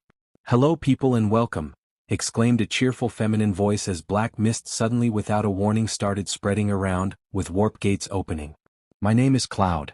Somewhat daughter of the S-ranked villain Kurogiri. I was born through some really messed up eugenics program done by an idiot scientist. Hope you like the things I brought." Red Riot had exactly 3 seconds to be disgusted, the whole being created by a scientist thing before villains popped out of the portal. From one of Blade's had quickly shot out, and after them came in Moonfish, who was still held in a stray jacket for some reason while as he sent out his teeth at people. From another portal, Muscular came out before he used his quirk to cover himself in so much pink muscles then cackled. "Hope you are ready heroes, I'm dying for a good challenge. Show me your blood and let's dash." Whatever he was going to say next was interrupted as Uravity quickly shot at him, grabbing him with her 2 hands before she started swinging him around like a rag doll. Red Riot, and a lot of other people, could only stare in awe as the brunette was swinging around an S-ranked criminal. And Red Riot remembered one of his chats with his class. "That's as scary as they're manly," thought Red Riot with a nervous gulp as he kept on fighting off the whites. From one of the portals, came out a giant, black hulking figure, coated in a black aura of energy that flared around him. And Red Riot had to wonder why people who were dead were being brought back. Right as the Redestro clone emerged from the portal, a figure charged at him, and 2 fists clashed with enough force to generate shockwaves. Red Riot watched in awe as the 2 titans started their own fight in the middle, with many others having their own fights such as the now free Muscular brawling it out with Maruko and Uravity, Moonfish fighting with Temper in a one-on-one battle, the Nomu monsters that's dealt with by Hawks, Crust and Ed shot with their interns, as well as Nijire-chan and Ryukyu fighting against some weird guys with bird masks Ijuru didn't know. "Well, I brought the guests, now time for the party crashers." The voice of Cloud cheered from different sections in the areas, which confused and worried a lot of people as giant portals opened up. Red Riot then was greeted by the sight of building tall silhouettes that looked like elves with white masks that had a long nose and glowing red eyes. The things let out loud shrieks that made a lot of people cover their ears at the voice. One of the large things, which he suspects to be the Minos their friend told them about, opened its mouth before launching a blast of red energy. Oh. The blast traveled forward, but fortunately Nijire-chan still reacted fast enough. Red Riot wonders what the turquoise static she had was. It's the same as Sun Eater. To the attack. Ultimate Ultra Nijire-chan Wave Blast. The beam Nijire-chan cast from her hands together was powerful enough to eradicate the red beam that the Minos thing shot, then hit it with the golden blast. The tall thing was eradicated by the attack into black smoke. "They fall in one good hit? Sweet. I'll handle them," cheered Nijire-chan as she flew at them, leaving the shy Hasaikai to Ryukyu and Eraserhead and Rocklock along with the interns and sidekicks. Red Riot just let out a battle cry as he charged forward with Real Steel and other heroes that followed him. After all, Dynamite and Lemillion were already far ahead, which made Ijuru wonder how were the 2 doing. Die. A white knight with the size of a truck, holding a huge sword had his head blasted into bits by Dynamite. Die. A humanoid white tiger had its jacks grabbed from the upper and lower parts before it exploded up. Die. A 12-letter tall scorpion tasted a howitzer impact that torn it apart and shook the place. Die. A group of Nomus had unfortunately been caught up in the blast Dynamite unleashed from his right gauntlet. Lemillion, who was looking after his best buddy as they tore their way through the armies of whites, Nomus and whatever monsters pop up to them, could only feel sweat trickle down his brow as he watched Dynamite screech at anything that moved to die, while still blasting any door open to look for Reena-chan. "Power!" shouted Lemillion as he punched open a steel gate that was locked, just to pause as he laid his eyes on a giant, 20 meters tall, white with 4 arms holding chainsaws. He was the only one to pause. "Die!" roared Dynamite as he blasted himself with both his hand and feet, spinning madly in the air before he aimed his palm forward, and the whole labyrinth shook slightly. Lemillion could only feel slightly disturbed by how motivated his junior was at the moment. Wow, Izuku wasn't kidding about how scary a Bakugo in Righteous Fury could be, was he? Lemillion will make sure to never bother Katsuki Bakugo or give him a reason to launch that anger on him, that's for sure. He is also wondering how the past users were reacting to all this. They like good action, right? Meanwhile inside One for All. Okay, so basically, third of us are betting that Dynamite will split off and Confront the big boss himself. Third of us believe it'll be a joint effort, and the rest are just opting to watch. Is that correct? Asked Nana as she wrote down the bets in an imaginary notebook. Oh please, my great-grandkid will leave Mirio in the dust, scoffed Kudo before motioning to the screen. I mean, look at him. The guy's obviously on fire, and he didn't even get to the big boss yet. They watched through the TV Dynamite take down the giant 20-meter-tall white, with 4 arms holding chainsaws, using a howitzer impact. Yeah, I'm with second on that one. I like Mirio, he's a good kid, but even with permeation there is only so much you could when not powered by fury. Sweat dropped in as he was one of the people betting on Dynamite. Bah, I say he'll exhaust himself and Mirio will have to save his ass, said Lariat with a shrug. Kudo just snorted in amusement. Buddy, the kid was almost impossible to put down when on the normal setting with his paternal instincts turned on. I wish luck to whoever poor sucker that gets in his way. Am I the only one who feels like Dynamite found his own Eri like Izuku? Mused Yoichi loudly, causing everyone to stop with the sound of a record scratch at what he said. Eri has white hair and red eyes, the kid has black hair and blue eyes. I say it checks out. There was a pause. I bet a break dance that she'll be calling him Papa within a week. Tetsukuriko, a vigilante with dark brown hair and dark eyes, said with a wide grin. Too quick, I say around a month, waved Hikage casually. One for All then promptly exploded into new bets about how long it would take Reena to call Dynamite her dad. Back to the real world. They were probably enjoying this, especially if Dynamite actually has an ancestor inside One for All like he heard, then said ancestor was probably enjoying this view over a, if they could have such a thing, bucket of popcorn. Lemillion had to pause his thought as the two of them came across from someone with red hair and eyes, grinning widely at them with a sword held up by his waist. Well, I'll be damned. I've seen you butcher through our forces and I just must fight you too, declared the redhead proudly before looking at Dynamite. You're the one I'm interested in fighting the most though.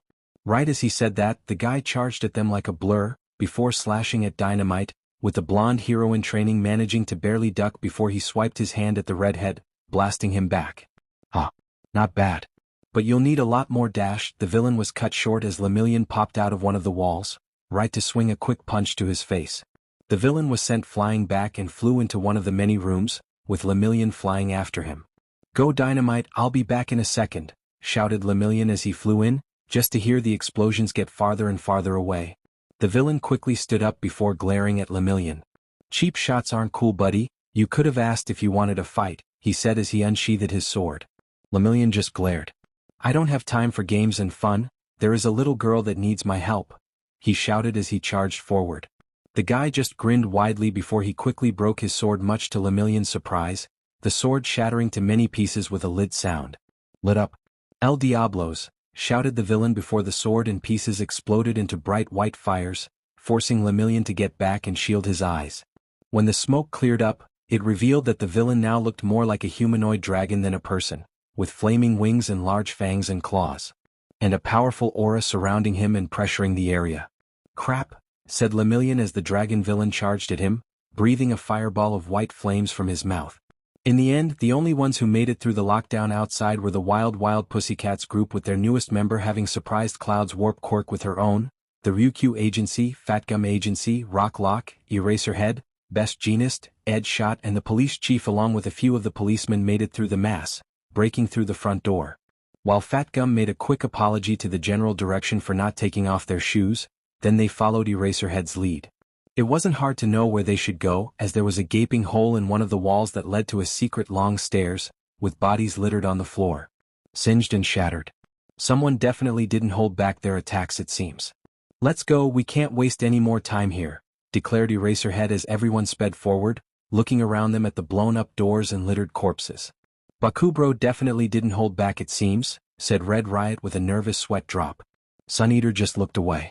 Neither did Mirio apparently, grumbled Sun Eater. Well, they were in the right, declared Fatgum. The situation is grim and the child might be taken away. They must go forward without stopping or slowing down. That made everyone run even faster. In theory Kamui could teleport them, but she didn't have any exact coordinates and they didn't know the specific road, as they were only following the path Lemillion and Dynamite took.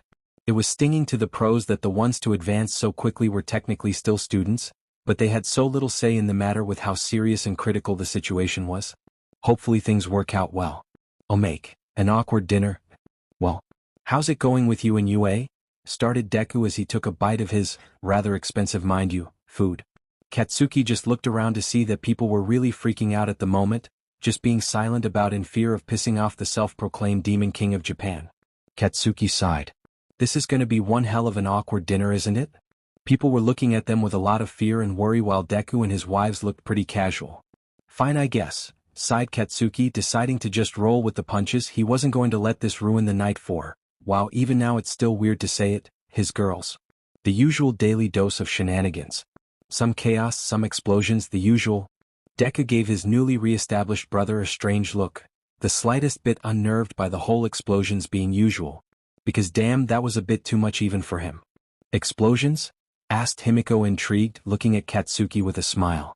You mean ones that you didn't cause yourself? That one's actually on me, grinned May proudly while puffing her chest in pride. I work my absolute hardest to create the best of babies for Splody and the others, although they prefer to work with my classmates, so Splody here is my #1 client. Melissa looked at May cheerfully before speaking. Oh, I take it that his suit and gauntlets are made by you? I must admit, it's a work of art, especially with how dangerous his quirk is. Making things that makes it stronger while still being safe is admirable. Mess eyes lit up before she grinned wider. I know, right? You have no idea how many times I ended up blowing up myself before handing him the final and safe piece of gear. Even if I got used to it by now. Melissa grinned as widely. I know, right? I mean, it's pretty frequent that I got pretty much used to the whole thing. I mean, I explode myself once a day. May snorted. Same, and twice on weekends? The two girls started to laugh at that, which might or might not made Deku and Katsuki look at each other uneasily. What? The wildest thing you ever made? Asked Melissa with a curious expression. May pouted as she glared at Katsuki, surprising everyone in the table. I made a super cool railgun from the trash I took from Takoba Beach and some unnecessary things in the support core studio, but Splody had me disassemble it. Melissa looked at her in surprise, her eyes shining in a way that made Deku's sweat drop nervously. You, with some trash and pieces, pieced together a fully functional railgun? Asked Melissa for clarification. May shrugged. I guess never got to test it though, since my sweet boyfriend had me out it away. Something everyone, minus Melissa apparently, in the table was very grateful for if they were honest. Melissa groaned loudly. I know, right? Sail with Izuku. I tried to build a dimensional travel portal machine, but he had me put it away, whined Melissa. Meanwhile, the others were starting to question their hearing insanity. Did it work? Asked May, intrigued. Melissa pouted. No clue, I couldn't even test it before he had me out it away. Can you believe that? Well, started Psycho, awkwardly coughing into her hand. You two have skills and very creative minds, but unfortunately the world isn't ready for dimensional travel. And I'm afraid it's illegal to build a railgun like that, May. Trust me, even in the States you'd get in trouble. Shit, especially in the States, added Mira quickly. So, yeah, shenanigans? Asked Deku with a smile, trying to push away the idea of the two mad engineers tag-teaming on the world. A week before the license exams, Shitty Hair put on a jetpack and flew, ended up smashing through the rat's window and smashing through the desk. I don't know if to laugh or grip my hair, answered Katsuki with a snort. That made everyone in the table start to snicker quietly, with Deku looking very amused. We actually had a very similar incident once, mused Rikita loudly. In Daika, one of my soldiers wanted to see if he could use his wind quirk to propel himself around, ended up smashing into the window of my very high tower. I was so startled that I almost snapped his neck with my telekinesis, sighed Rikita in amusement. Akane nodded before looking at Psycho and Mira with a raised brow and a smile. So this is the ultimate investigation tag team from Hell, huh? We heard a lot about you from Katsuki. Mira just blushed. I hope he didn't have any complaints about how good I am. That made the blonde in question frown slightly, but before he could speak, Toru spoke up. Oh, not at all. In fact, he prides himself in having you and Intelli-san working with him. And dating him too, assured Toru with a big smile. Then she grinned. If anything, he considers himself lucky. Well, thank you, and I think that it's mutual, said Psycho with a smile before looking at Rikita. I heard you have an intelligence quirk. I am very interested in a round of chess with you. Online maybe? Rikita just grinned. Oh, you're on, but a quick warning, I'm not easy to defeat. Psycho grinned back. Neither am I. We haven't talked since Hosu, have we, Himiko? Asked Yui blankly as she looked at Himiko with a stoic face. Himiko giggled. Yup. And I see that you managed to nail the guy you wanted. If anything, I must congratulate you, he's cute. Katsuki twitched at being called cute, which caused Itsuka to decide and poke at him a little. Some teasing is important for healthy relationships, right? Well, yes, he is cute, especially from what Psycho told me when he is wearing an All Might apron, grinned Itsuka, causing Katsuki and Deku choked on their food. An All Might apron? Asked Deku for clarification with a grin. I must see the pictures. Only if you want me to flood the villain net of pictures of you as a baby. My mom has shit load of them back home, glared Katsuki. Deku blinked. I no longer want to see the pictures, he clarified. Good to know our husband is immune to blackmail, said Kyoka sarcastically with an eye roll. Deku just faked the motion of being stabbed and his wives giggled. So how did all of you end up with him? Asked Akane with a smile as she looked at the girls opposite of her. Well, we can tell you and then you will tell us how you ended up with your husband, said Mira with a smile. It's only fair. Katsuki and Deku just looked at each other. Oh boy, that's gonna take a while. Turns out that Deku and Katsuki were right. It in fact did take a while, as the girls spent the dinner sharing how they met up with their lover before befriending him, then how friendship blossomed into love. With excruciating details might they add. With Deku and Katsuki just clarifying things and giving comments, realizing that they can't change the subject. By the end of the talk, it's obvious all the girls became very good friends. Well, that was a good night, said Deku awkwardly as he split the bill with Katsuki, who insisted on it. Yeah, but our chicks are happy, so I say worth it, sighed Katsuki as he saw Mira wave at him cheerfully. We should do that again. Deku nodded his head. Yeah, how about a barbecue party in the beach? Katsuki grinned. You got it, nerd. I learned grilling from All Might, so my barbecue is to 4, I can guarantee it. The two nodded at each other before going to their homes or dorms with their lovers. And turns out, the talk about romance motivated the girls quite a lot. So to the two guys, tonight was a huge success. And a hot one. Lemillion and Dynamite were running through the labyrinth of halls and doors, blasting through the resistance given by the whites and beasts popping out of nowhere. Although, if Lemillion is being honest, he feels like a sidekick more than a senior at this very moment. Die! Roared Dynamite as the two of them dodged to the sides, but unlike Lemillion, he shot an AP shot, stunning it momentarily, enough for Lemillion to end it with a 40% smash to the face. The power of the punch sent around a powerful shockwave and wind pressure. Lemillion was getting more accustomed to One for All, his body now handling a nice 37%, with some quick 40% punches here and there. Dynamite didn't waste a second, as right when the beast was down, he charged forward with his explosions propelling him forward. Lemillion must admit that he sympathized with his junior. He was there, a little girl in danger, one that was right at your reach. But you let her go, only to discover that you sent her back to a living hell with a smile. Lemillion still gets bad dreams about it from time to time, not much, but the dreams are there. Sometimes. But he couldn't think about that now. There is a little girl in need for help after all. How much longer is it gonna take to find her? Growled Dynamite. Lemillion could see him getting impatient. Yeah, he was also anxious. This place is huge and they can't let the doctor freak, you know what? His junior Satori made a nice nickname, he'll use it. Take Reena-chan away. Don't worry buddy, we'll rescue her, you have my word. He can't have gone too far, I mean this place is huge, but we have warp scrambling machines set up around. He has nowhere to go, assured Lemillion, although to be honest he was talking to himself as much as Dynamite. Then let's hurry, urged Dynamite as he started blasting forward even faster somehow. Does his quirk work through how angry he is? Or how motivated? Because this was above his usual peak performance. Lemillion couldn't think of that for too long though, as the two of them came across someone with dark red hair and crimson eyes, grinning widely at them with a sword held up by his waist. Well, I'll be damned. I've seen you butcher through our forces and I just must fight you too, declared the redhead proudly before looking at Dynamite, his grin turning sadistic. You're the one I'm interested in fighting the most though. Right as he said that, the guy charged at them like a blur, before slashing at Dynamite, with the blonde hero in training managing to barely duck before he swiped his hand at the redhead, blasting him back. Not bad. But you'll need a lot more dash. The villain was cut short as Lemillion popped out of one of the walls, right to swing a quick punch to his face. Power, shouted Lemillion as his fist slammed into the side of the villain's face, and making the sound of something cracking loudly. The villain was sent flying back and flew into one of the many rooms, with Lemillion flying after him. He will have to take him out quickly, then follow Dynamite to save Reena-chan. Go Dynamite, find Reena-chan. I'll be back in a second to help you save her, shouted Lemillion as he flew into the room, just to hear the explosions get farther and farther away. Looks like his junior doesn't need to be told twice, good to know. Inside One for All. A lot of people let out grand with Kudo grinning in triumph. "Huh. I told you they'll split off," crowed Kudo. "My descendant will save the little girl by the time Mirio catches up to him." That actually had a lot of people looking at each other in concern. What were the chances of that scientist guy being strong enough to crush Dynamite on his own? Back to the real world. As Lemillion popped up into the room, he saw the villain slam into one of the tanks, shattering the glass and spilling out the purple sticky chemical liquid on the ground.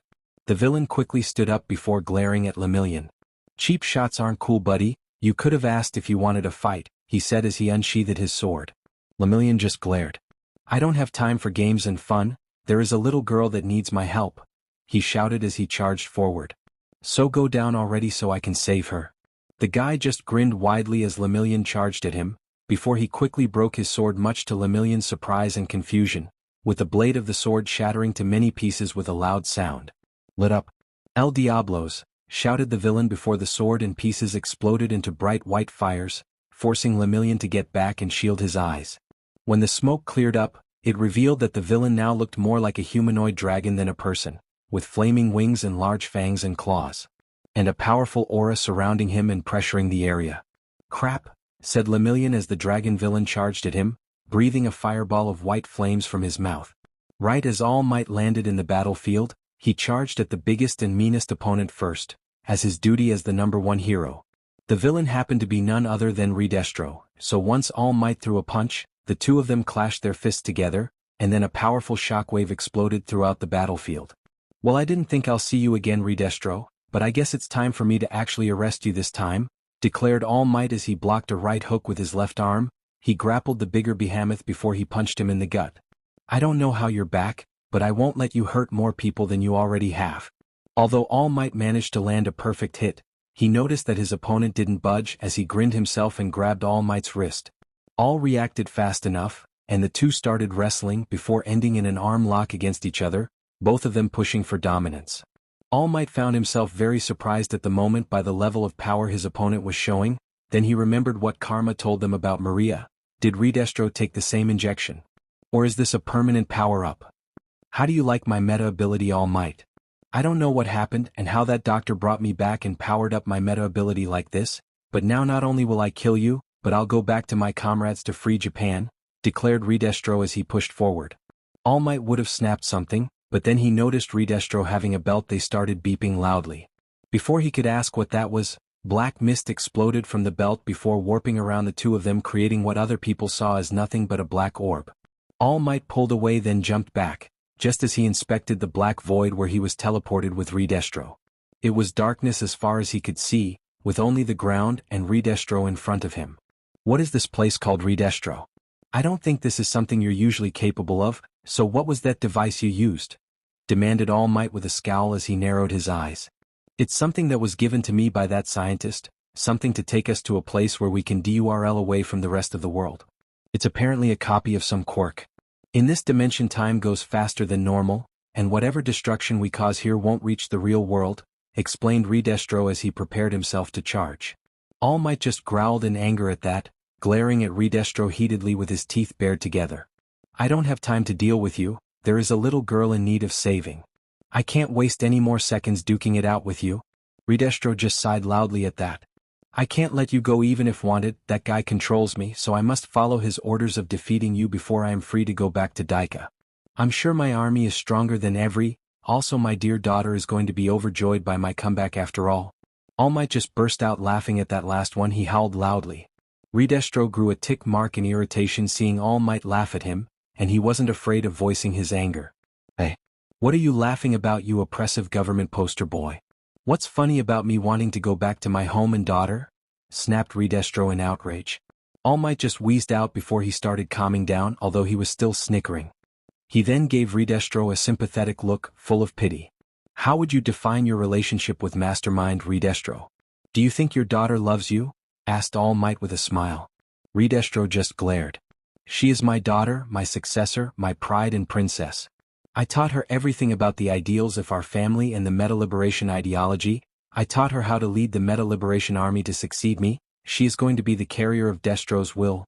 All Might shook his head in disbelief before giving Redestro a sympathetic look, but also a shit-eating grin. "You're a one poor unlucky bastard, aren't you, Redestro?" asked All Might with a shake of his head. When Redestro shot him a confused look, All Might elaborated. Your supposed successor lied to you this whole time. Mastermind was the secret funder/shadow benefactor of the Paranormal Liberation Front. She was the person who gave rise to her own brother. Redestro just gave a shocked look. Yeah, it's gonna be sweet to the symbol of peace to give him the excruciating details. Mastermind was also the one who plotted the events of the Interfestival and battles with the CRC, which all ended up with you arrested. And then dead, leaving the Meta Liberation Army to be de facto hers, and let's just say that you wouldn't recognize what you built if you somehow managed to get there. You're lying. There is no way my own family would betray me like that, shouted Redestro in outrage. Big words coming from the guy who threw away his own child for not having a quirk. Redestro flinched at those words. All Might just glared at him fiercely with his blue eyes. How does it feel to see that now he developed one of the strongest quirks wielded to this day? Possibly one of the strongest quirks that isn't Class 6 quirks? Maybe both those kids would have followed you. But now your daughter have gone plus ultra in spiting you? What the hell does that mean? Growled Redestro as he took a step forward. The look on his face was honestly cathartic to All Might's old quirkless younger self. With a shit-eating grin and gleeful expression, All Might prepared himself for the one time he would take actual pleasure in breaking someone's spirit. I wish to inform you, Redestro, previous leader of the Meta Liberation Army, that your successor and High Commander Mastermind had official bent her knee to the Emperor of Villains, Karma. And now she, Hokkaido, and the Meta Liberation Army as a whole are now one of his subsidiaries. One of the villains groups that he de facto rules with an iron fist, declared All Might loudly. Redestro only looked at him in shock and horror. Impossible. My daughter would never side with a meta-ability thief like him. And she would never stomach being around him. All Might just grinned wider. Oh, you poor bastard. Not stomach his presence and existence. I wish to inform you that Rikita Yatsubashi is now Rikita Shigaraki, one of the 6 women that married the Emperor of Villains fully willingly and are fully and completely devoted to serving him as both faithful lieutenants and wives as well. Redestro just blinked at him for few seconds, and All Might started to wonder if his mind had somehow melted off in a way. But just then, his dark aura, probably made of the power of his stress, increased in size exponentially thanks to him now being very stressed at the moment. All Might realized that he might have gloated a bit too much when Redestro doubled in size without a trigger before charging at him with newfound rage and power. This isn't going to be easy, is it? He really hopes the girl is okay though. He couldn't care less if the scientist escaped, but he only cares about the young lady. Which means that he must beat this guy and go save her. Gran was walking down the path to the outside where he would be picked up by Conqueror's Warper, followed quickly by both Chronostasis and Shin Nemoto. 2 people with useful abilities, especially when booster up now. But unfortunately his advance was cut short as one of the walls exploded, with debris falling off and a cloud of smoke rising up. You shouldn't have been able to reach here so quickly, mused Grans out loud, looking at Dynamite in amusement. How did you get here, may I ask? I blasted everything in my stupid way, whether it was your annoying puppets, your monsters, or the stupid walls, retorted Dynamite, glaring fiercely at Grand. I'm here to rescue the brat you jerk kidnapped and experimented on, you sicko. I see. Covering up for your idiotic mentor now that you know the situation, said Grans calmly, smiling in amusement. Back then he pretended not to see anything. I don't see him here, so he must have been too ashamed to come. This girl doesn't want you to rescue her. To her you're no hero. Dynamite just narrowed his eyes before replying, in a fierce tone and expression. That's why I'm here. Grant scoffed at that in amusement before turning around, blatantly ignoring Dynamite like he wasn't there. I'm not getting through to you, unfortunately. Let me make it simpler, I'm telling you to die, Katsuki Bakugo, said Grans calmly as he started walking off. Mirio was about to rush them before suddenly losing his sense of equilibrium. Looking up, he saw Didoro Sakaki hanging from the ceiling, clearly drinking alcohol, before theorizing his quirk was affecting him. Looking forward, he saw Shin Nemoto holding a gun, aiming to shoot him.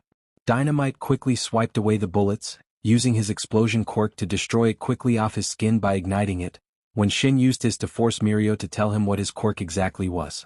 Shin tried to break Mirio's heart by making him doubt himself, but Mirio pulled through by sheer willpower, his skin igniting. One for all, 25%. Explosive speed, explosive ping-pong. Dynamite quickly blasted himself between the walls, going around from left to right to up and down at speeds humans could perceive, speeds that both Didoro and Shin couldn't even react to, only seeing an orange smoking blur before both of them received an explosion to the face.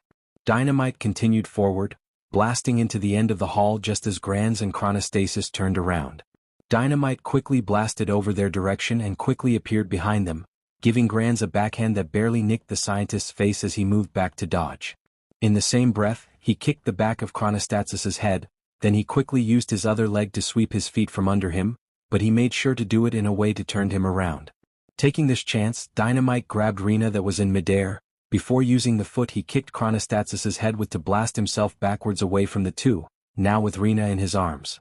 Reena barely registered what happened, as 1 second she was being carried by the person in white robes with white hair that was like arrows, then another she was in midair, and the final one she was in the heroes. Then she quickly began to panic, warning Dynamite that those guys would kill him if he didn't leave now, but Mirio wasn't fazed. "Don't worry, brat. I'm here now and I won't let you suffer any longer. See, kiddo? I came just as I promised and I'll blast this guy away. A friend of mine is coming too, so we'll beat this guy up together. We'll become your heroes after that," declared Dynamite confidently. Meanwhile Granz slowly turned towards Dynamite and Reena, the part where Dynamite nicked his face bleeding. The look on his face, despite his smile, was filled with murder. "Reena-chan, my perfect masterpiece," started Granz slowly as he began to wipe his face. The voice made the girl flinch on instinct.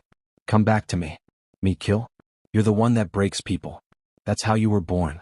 I am the only one who can help you, who can take care of you.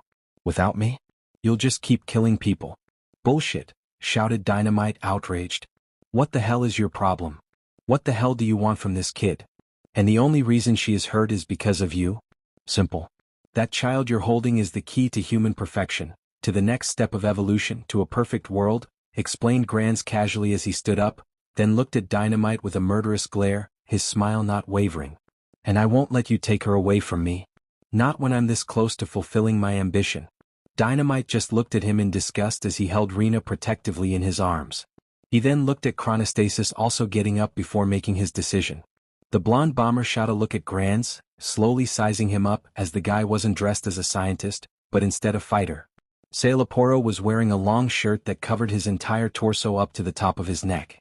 He has 3 stripes on his uniform, each starting at his collar with 2 running to each side of his chest and 1 down the middle. He was also wearing plain white pants and white gloves. He sports a cape-like garment. His sword had the form of a standard-sized katana with a grayish-blue handle and gray sheath, and its tsuba is similar to the nucleus of an atom.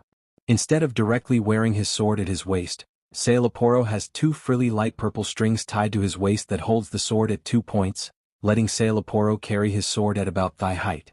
"Over my dead body, you jackass," sneered Dynamite while clutching Reena protectively, while Reena looked at him in fear for him, all her confidence evaporating.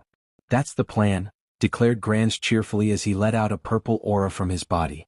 The power of his aura easily causing a pressure to wash over the area. Dynamite just stood up and took a step forward, causing Granz to smile at him challengingly. "Come, young man, let's see if you can save that little girl. Not that she needs saving, I'm taking very good care of her," mused Granz. "Say that to the tank," spat Dynamite as he stepped forward again, with Chronostasis standing up preparing to fight. There was a short pause, before Dynamite denied all expectations by aiming his right hand to the side wall and blasting a large hook, to which he jumped through, utilizing the great speed One for All gave him to increase the distance quickly. Granz blinked before he caught his bearings. What an unexpected turn of events. "Let's start this show with a chase scene then," declared Granz as he sped forward like a blur, seeming like he just teleported. Meanwhile the sound of explosions only increased its distance as Dynamite kept blasting forward, until he quickly reached a large storage room, with many wooden boxes stacked together. "Perfect," smiled Dynamite in satisfaction as he quickly walked to the corner of the room, then quickly to one of the doors. "Mister, we need to run, these guys are strong, you can't beat them," urged Reena fearfully. Dynamite shook his head. "Trust me, brat, I won't escape them, they know the place better than the 2 of us. We'll most likely get lost, so our best bet is me beating them, then we can go to safety together." Right as he said that, he quickly opened one of the wooden boxes, then put Reena inside, who looked up at him fearfully. Sighing, Dynamite ruffled her hair a little before speaking. "Don't worry, I'll be fine. I'll be fine, just give me a couple minutes and I'll beat them. Then we can go. I'll make you some sweets when we're done, got it?" He gave her a wide grin. "I like to think that my food is pretty awesome, so you tell me in a bit. But for now, stay quiet and don't move an inch, that way I can focus on beating them up black and blue." Reena looked up at her rescuer, Seeing his wide, confident grin made her feel slightly more confident in his strength and gave her hope in her salvation. Reena quickly gave a determined look, nodding her head firmly as she sat down, hugging her knees while covering her mouth. Just as Dynamite put down the cover on the box and blasted to the middle of the room, Granz reached the hole in the wall, finding no one other than Dynamite. Sailaporo frowned slightly as he looked around him in the room. He couldn't see Reena anywhere. Where did this brat put her? Don't bother, you won't feel her energy signature, and she is already calm and relaxed with me here to protect her, declared Dynamite calmly as orange electricity crackled around him. She is no longer your tool. She's free from you. So why don't we settle this, you absolute prick? Granz just started laughing. Oh, how heroic of you, how heartfelt, how magnificent. Granz licked his lips. You would make a delicious meal for my quirk? Dynamite would have asked what that meant, but the scientist disappeared from view in a split second with a booming voice. Dynamite instantly ducked thanks to both his great reflexes and the boost from One for All. He then quickly whirled around, instantly throwing his palm forward, letting out an explosion. Nice try, but not good enough, shouted Dynamite, feeling outraged as his opponent jumped back from the explosions. Get back here, you idiot. The blonde hero just charged after him, with his face no longer calm, instead filled with murder intent and rage. Uravity and Maruko liked to think that they were a good tag team. Sure, they could handle hundreds of fodders together no problem. But when facing a powerful opponent, now that is the true proof of how good they are. So the death of Muscular by them working together will settle it.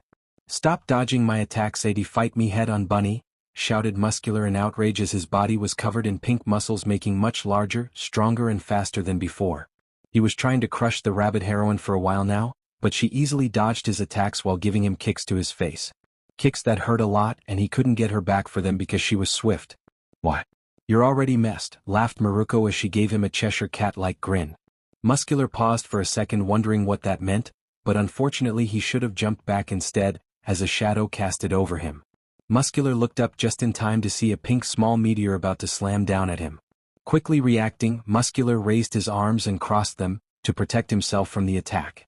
But unfortunately for him, Uravity not only was falling at him with the speed of 100 km per hour, which in just her normal weight would be pretty strong impact, but she was 20 times heavier.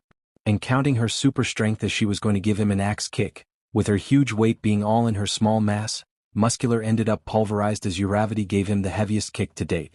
Idiot.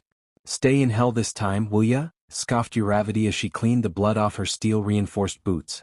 It was just then that Ryukyu slammed down Rikia Katsukame on the ground, already in her full dragon form. As all that was happening, Nijire-chan was still fighting the lots of Minos that was trying to attack the other heroes. Thanks to One for All, she is still mad at Mirio for not telling sooner. Her stamina was almost infinite, but they didn't mean she wasn't getting tired from blocking blast after blast as those giants kept blasting time after time. It was tiring, but she must persevere. To protect everyone and give everyone the chance to save that poor little girl. Mirio already failed to save a little girl once and it broke him, she won't let it happen again. So she kept bombarding the elves with her own attacks of wave motion with unwavering determination and grit. The black elves were persistent, but so was she. Power! Shouted Lemillion as he popped out of the ground, narrowly dodging the claw swipe from the redhead before slamming a fist to his jaw. The punch connected perfectly, sending the villain flying and slamming him into a wall. The villain shakily got up as he looked at Lemillion with a grin. What are you grinning on about? Asked Lemillion in irritation as he was counting the pros and cons of just hoping David Shield's gauntlets were that good, then smashed this guy with an 80% punch to the face.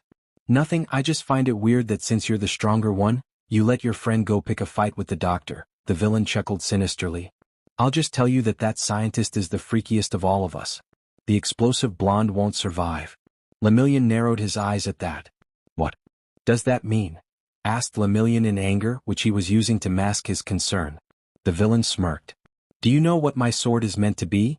He asked rhetorically, not waiting for Lemillion to answer. It's called the Soul Cutter Sword or Zanpakuto.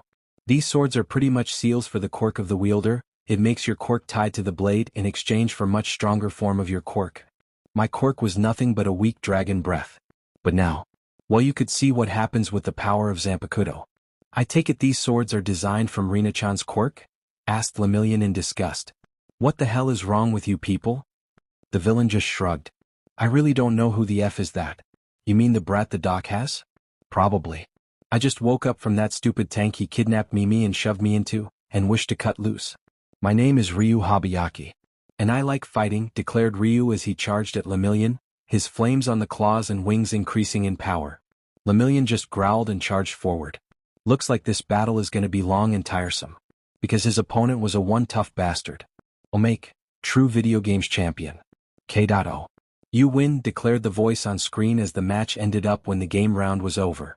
The boys, and some girls, were playing a game of Ultimate Ultra Heroes Smash V2, with the loser moving off to let the next person play the winner. But they're a teeny tiny little problem with such a good time and sportsmanship. God damn it, you're unbeatable, shouted Saya in frustration as she stomped into another couch, letting Zero sit. But to be honest, he wasn't confident either. The one who was yet to lose a match was none other than Katsuki, who was for some reason wearing sunglasses while playing the game. TSK, train harder if you want to win. That's it, shrugged the blonde bomber as he smirked at her. She just gave him the finger in response, causing everyone in the common room to chuckle slightly at their antics. But seriously dude, how are you this good in video games? Asked Denki, looking bewildered. I swear that you have a secret mastery quirk or something with those explosions, because you bring good at everything is just bullshit. Katsuki rolled his eyes at that before he stood up quickly. Give me a minute, I'll eat something real quick and be back, he said as he walked to the kitchen to see Mineta playing on a portable Nintendo Switch. Hey, watch out, you're dashed. Katsuki stopped quickly as Mineta was killed. Ouch, you lost? Mineta grumbled under his breath before looking at Katsuki with jealousy. Yeah, make fun of me, Mr. Good at Everything, grumbled Mineta. Before, Katsuki would have most likely grabbed his collar and snapped at him if he wanted to fight. But now Katsuki had enough self-control, and had proper outlets for his aggression, so he just raised a brow. I'll listen if you have a problem. I won't judge, said Katsuki with a casual tone. Mineta looked at him for a second before speaking. You noticed that I didn't bother the girls for whole 3 weeks, right? He asked. Katsuki blinked before nodding. Well, I reflected on my behavior, and decided that it was the wrong way of wishing to gain a girlfriend. I looked at the guys who scored girls and come to one realization, explained Mineta. Katsuki looked at him intrigued. This sounded like a major breakthrough. And one of his classmates got an important character development. So he must help him. After all, he got a huge one himself. And what did you realize? Asked Katsuki. That you're all very cool, said Mineta. When Katsuki looked at him strangely, he elaborated. You're all super good with something. So I thought that I should start with that while working on my behavior.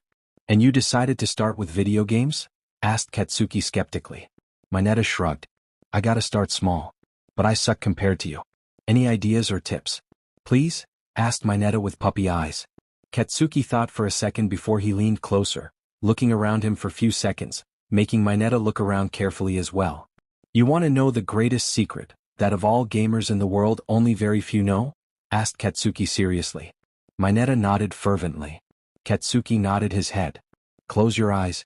Then randomly press all buttons on He controller without looking. This way always work. Always. Mineta blinked for few times to register as Katsuki lowered down his sunglasses and went back to playing. Mineta gaped at him as he started observing silently. And sure enough, he could see now that Katsuki in fact had his eyes closed and was pressing buttons randomly. And his character on the screen Ed shot, was kicking the shit out of, oh the irony, Ijuru's character Maruko. Mineta blinked for a second before gunning. Later in an arcade, a large crowd of people was gathered up around possibly the most impossible game in the whole place. The game where All Might was the villain with the other top heroes. The current player, who happened to be Mineta, was sitting on the chair, wearing sunglasses while playing the game. And his character was absolutely destroying the villainous symbol of peace without loss in HP. I'm almost shedding tears under my glasses at this sight. As I'm currently looking at the true champion of video games, declared the owner. A lot of people nodded. K.O. You win. Everyone else cheered as they picked up Mineta, and started tossing him in the air, much to his joy. Even some girls looked impressed. Not head over heels, but hey, he was starting. Later in the dorms, Mineta walked to Yui and Mira. The two girls looked at him, and despite the fact that he didn't bother any of the girls in a while, they looked at him in suspicion. What do you want? Asked Pura calmly. I want to join you as a committed and faithful believer in the great explosion god, Dynamite. And my reasons to worship him are my own, declared Mineta without any shame. The two girls blinked before Yui Kodai of all people smiled. The basement of the support core studio. We hold meetings on Sunday evenings. Don't be late. Here's your badge, she said as she handed him one. As Mineta walked away, Yui and Mira high-fived with matching grins. With Katsuki. Katsuki Bakugo? Guys? Do you hear boss music? Mirio Togata. No? Usagi Midori? A little? It's faint. But I'm hearing it. Katsuki Bakugo. I'm having a bad feeling and I don't know why. Don't bother, you won't feel her energy signature, and she is already calm and relaxed with me here to protect her, declared Dynamite calmly as orange electricity crackled around him. She is no longer your tool. She's free from you. So why don't we settle this, you absolute prick? Granz just started laughing. Oh, how heroic of you, how heartfelt, how magnificent. Granz licked his lips. You would make a delicious meal for my quirk? Dynamite would have asked what that meant, but the scientist disappeared from view in a split second with a booming voice. Dynamite instantly ducked thanks to both his great reflexes and the boost from One for All. He then quickly whirled around, instantly throwing his palm forward, letting out an explosion. Nice try but not good enough, shouted Dynamite, feeling outraged that he missed as his opponent jumped back from the explosions. Get back here, you idiot. The blonde hero just charged after him, with his face no longer calm, instead filled with murder intent and pure unadulterated rage. Granz scoffed in amusement as he kept blurring away from Dynamite, who kept charging at him. With his speed and agility enhanced with his explosions. I just want to ask, started Granz as he appeared behind Dynamite and slashed at him, a slash that Dynamite blocked with his left gauntlet. How did you get this strange power-up? I can sense the similarity between Reena-chan's quirk signature and the power you have. It's life energy. How did you get hold of it? Dynamite just growled as he threw an uppercut kick, which unfortunately Granz dodged without any problem before swiping his sword at Dynamite, and attack that Dynamite blocked with his gauntlets, pushing him backwards for a few meters. Thank you, May, thought Dynamite with a smile as he saw his gauntlets withstanding Granz's strong attacks without getting damaged. Nice gauntlets, complimented Granz cheerfully as Dynamite stopped skidding back. To think that they are durable enough to take hits from my sword without cracking. Whoever designed them deserves a gold medal. She does, agreed Dynamite as he stood up. He narrowed his eyes before he put his hands in front of him, confusing Granz. Super move, smoke grenado. From Dynamite's palms, an explosion shot out, but unlike his normal explosions, this one, instead of creating a huge shockwave or destruction, it instead created a large smoke screen that covered the room. Granz looked around him with a smile, amused by the solution Dynamite came up with. I see that you are a skilled tactician. Capable of coming up with way to use your own quirk to go around whatever problem when brute force alone proves useless, commented Granz just to feel Dynamite's presence behind him. He quickly turned and slashed with his sword, but Dynamite expected this as he ducked under the katana, the blade barely cutting some of his spiky hair only. As he dodged with the skin of his teeth, Dynamite threw his right hand forward, having already prepared his blast. From his palm, a powerful explosion shot out, creating what looked like a legion of small explosions instead of his usual big ones. Granz used his speed to try and get away from the attack, but unfortunately for him he didn't completely get away, as he quickly was hit with the brunt of the explosion. His clothes got singed and his skin got some burns to it from the attack, causing him to hiss in pain at the attack. Dynamite grinned at him widely, rolling his shoulders in anticipation. What's wrong, Doc? Too hard for you to keep up? Maybe you should just surrender to me? Granz just started laughing at that loudly, causing Dynamite to glare at him heatedly in annoyance as he laughed. What's funny, you prick? Asked Dynamite in irritation, seeing his opponent laughing loudly like this. Granz just gave him a grin. Then his body was enveloped in a pink aura, its sheer power causing the gravity in the room to increase and the air to start blowing away from him. Dynamite just tensed at that as he felt the increase in strength and speed that his opponent was showing, meaning that he was just playing around before. This won't be as easy as you thought it would be, said Granz slowly as he held up his sword. Do you know what those swords are supposed to be? Asked Granz in amusement. Dynamite just glared but didn't answer, deciding to just let the villain monologue.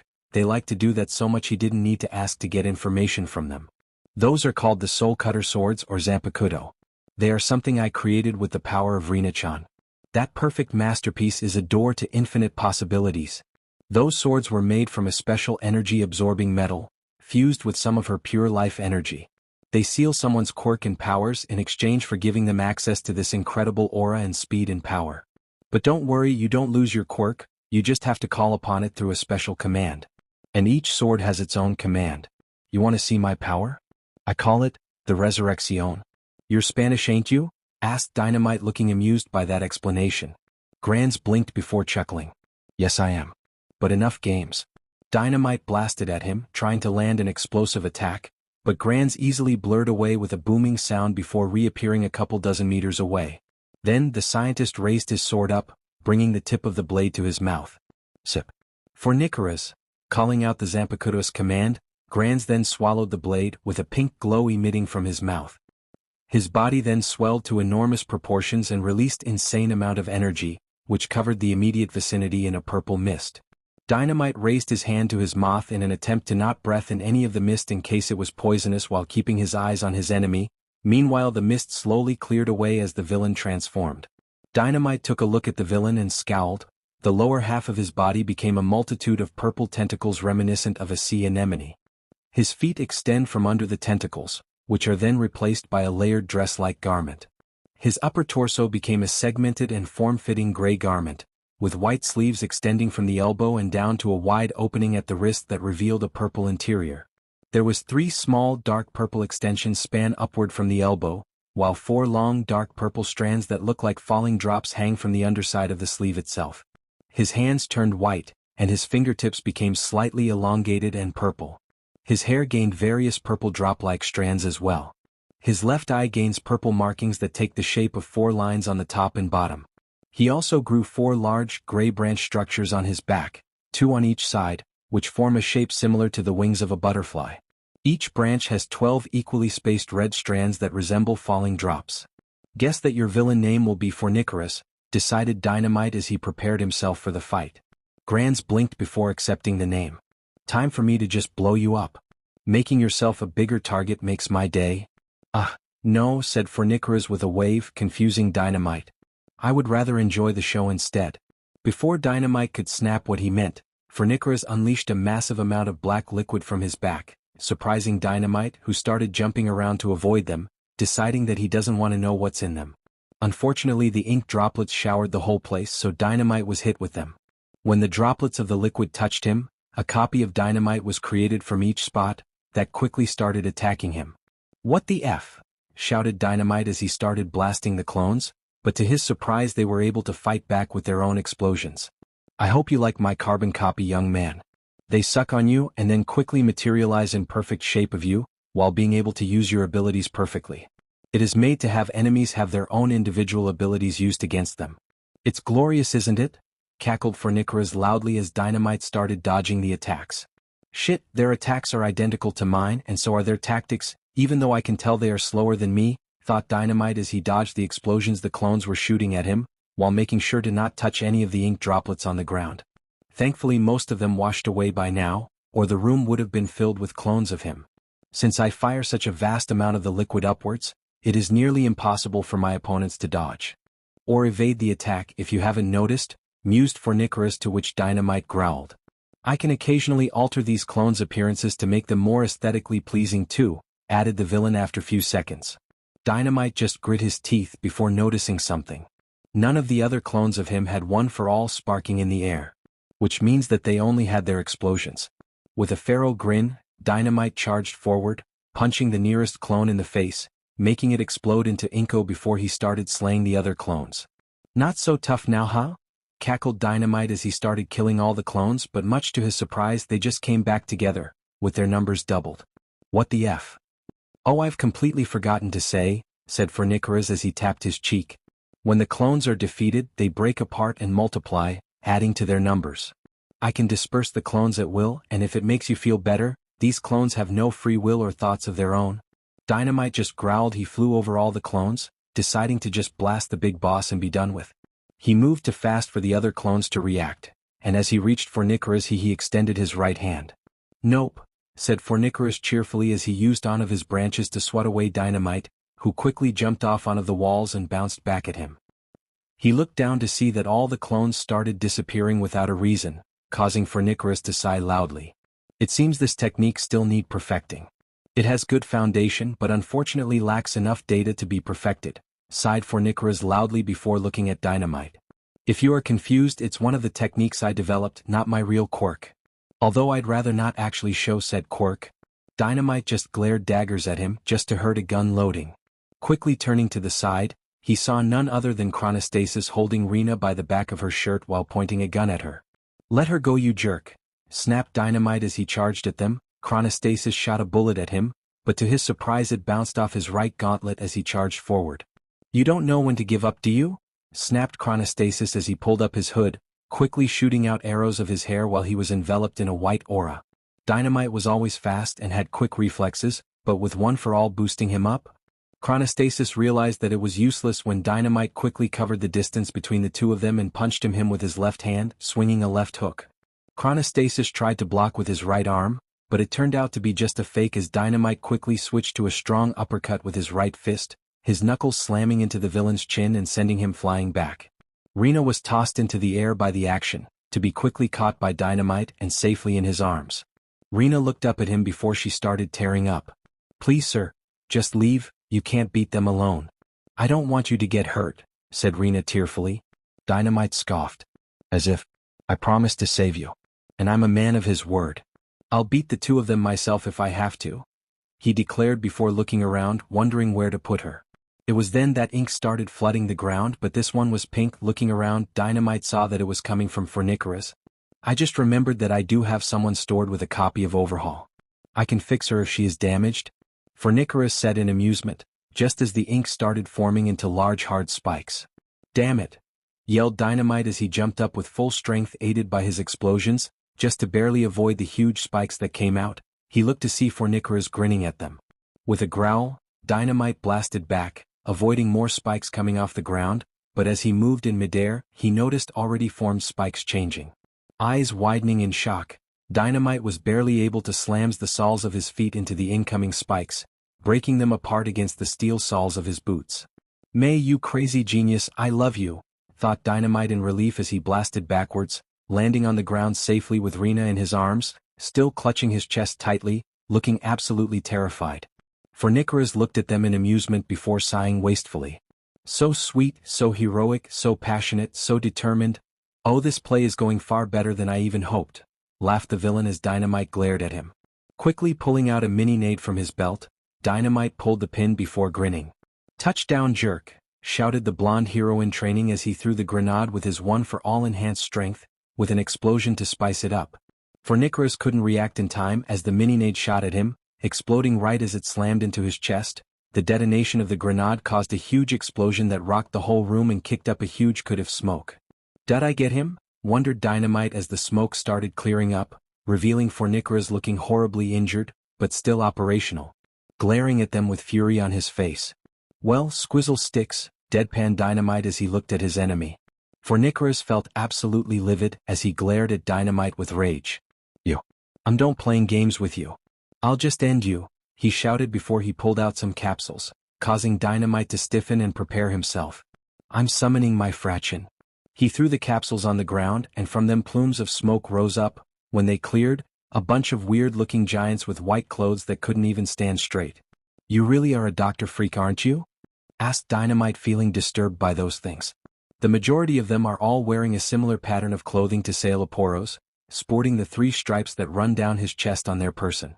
Fornicula's quickly grabbed one of the close fraction to him, that was short and fat. Then as he grabbed them, his hand transformed into what looked like a white tentacle, that opened up revealing a wide mouth with razor-sharp teeth all over the inside. Fornicula's quickly started devouring the fraction, swallowing it while as Dynamite covered Reena's eyes from the sight. After he was done devouring the fraction, his wounds healed instantly, and his body regenerated. With a sigh of relief he spoke up. I have personally modified each of my fractions so that I can heal my wounds by eating them. Those devoured can be recreated later as well. Why don't you show me if you can fight them all at once? But first I must ask, trailed off Fornicula's like he just noticed something. Was that large red cape always a part of your costume? Dynamite put Reena down gently before taking off the cape he took from Mirio, and wrapping her with it like a blanket. No, it's Lemillion's. He told me once that a cape is meant to wrap a little girl in great pain to feel better, so I borrowed it from him, explained Dynamite as he patted Reena. Just stay here, I'll be fine. Meanwhile, Chronostasis watched the fight between Dynamite and the fraction, and he wasn't pleased. His mind only had one thought: protect his current master. And to do that he must crush that kid. But how should he do it? They have a powerful version of the quirk-destroying bullet, one made from Reena's blood, not airy, but unfortunately he couldn't shot the hero with it because he would just dodge. Chronostasis just looked at him before looking at the little girl and an idea formed in his head. Chronostasis quickly took a position in an angle where Dynamite in his current place wouldn't block with his gauntlets before loading the gun. "Hey brat," shouted Chronostasis as he pulled up his gun. Dynamite looked at him in surprise as he aimed at Reena. "Let's see how heroic you truly are," shouted Chronostasis as he shot the gun. Dynamite quickly blasted towards the poor little girl, not hesitating in the slightest to shield her. The trajectory he moved wasn't ideal as he wasn't able to block with his gauntlets. Reena looked at her hero as he gave her a wide grin, time slowing down as he jumped in front of her. Then the bullet hit him in the shoulder. "Ugh!" gritted Dynamite as his shoulder was pierced by a red bullet that identified as a quirk suppression bullet. "Those bullets again?" growled the hero. "Not them," corrected Fornicarus. "Those are a different brand. They don't just erase a quirk, they make it impossible for the body to accept other quirks by making the body start rejecting all impure energy signatures. So to sum up, you with your own heroism just made yourself permanently quirkless," declared Fornicarus sadistically as he grinned widely.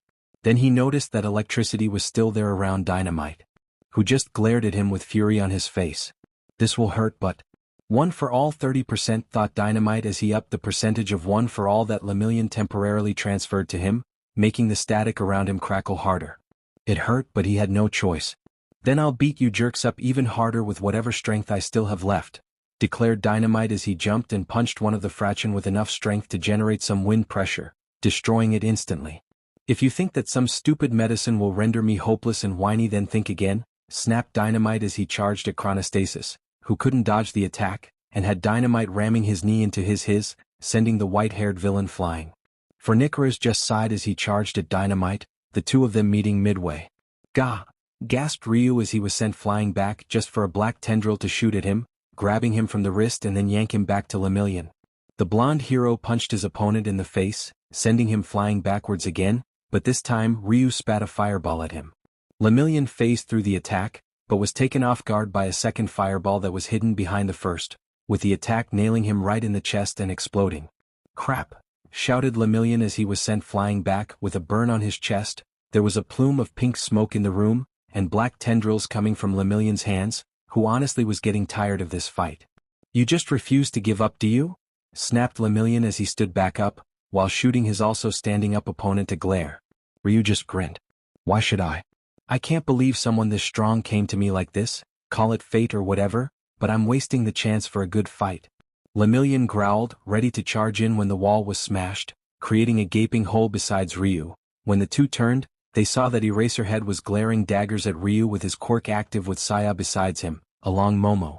Ryu's transformation was undone thanks to Eraserhead's quirk, his sword appearing by his side in a second, which he used to slash at the bindings. Eraserhead shot out, freeing himself. With a scowl, Ryu spat some blood on the ground. "Guess the game's over later," he said as he blurred away with a booming sound. "Damn. He got away," said Medusa with a scowl. "It doesn't matter. What matters is that we found Lemillion," said Creati before looking at Lemillion. "Where is Dynamite?" Lemillion looked at them in panic. "We need to hurry. I was fighting this guy when Dynamite ran off. He might be in danger." Everyone quickly nodded as they started running off in the direction filled with explosion mark, which was very easy. Only a 2-minute run at top speed without obstacles was enough for them end up running into a large storage room. "Dynamite!" shouted the heroes as they burst into the room with Eraserhead. They had to blink in shock for few seconds at what they saw, their eyes wide in shock and horror.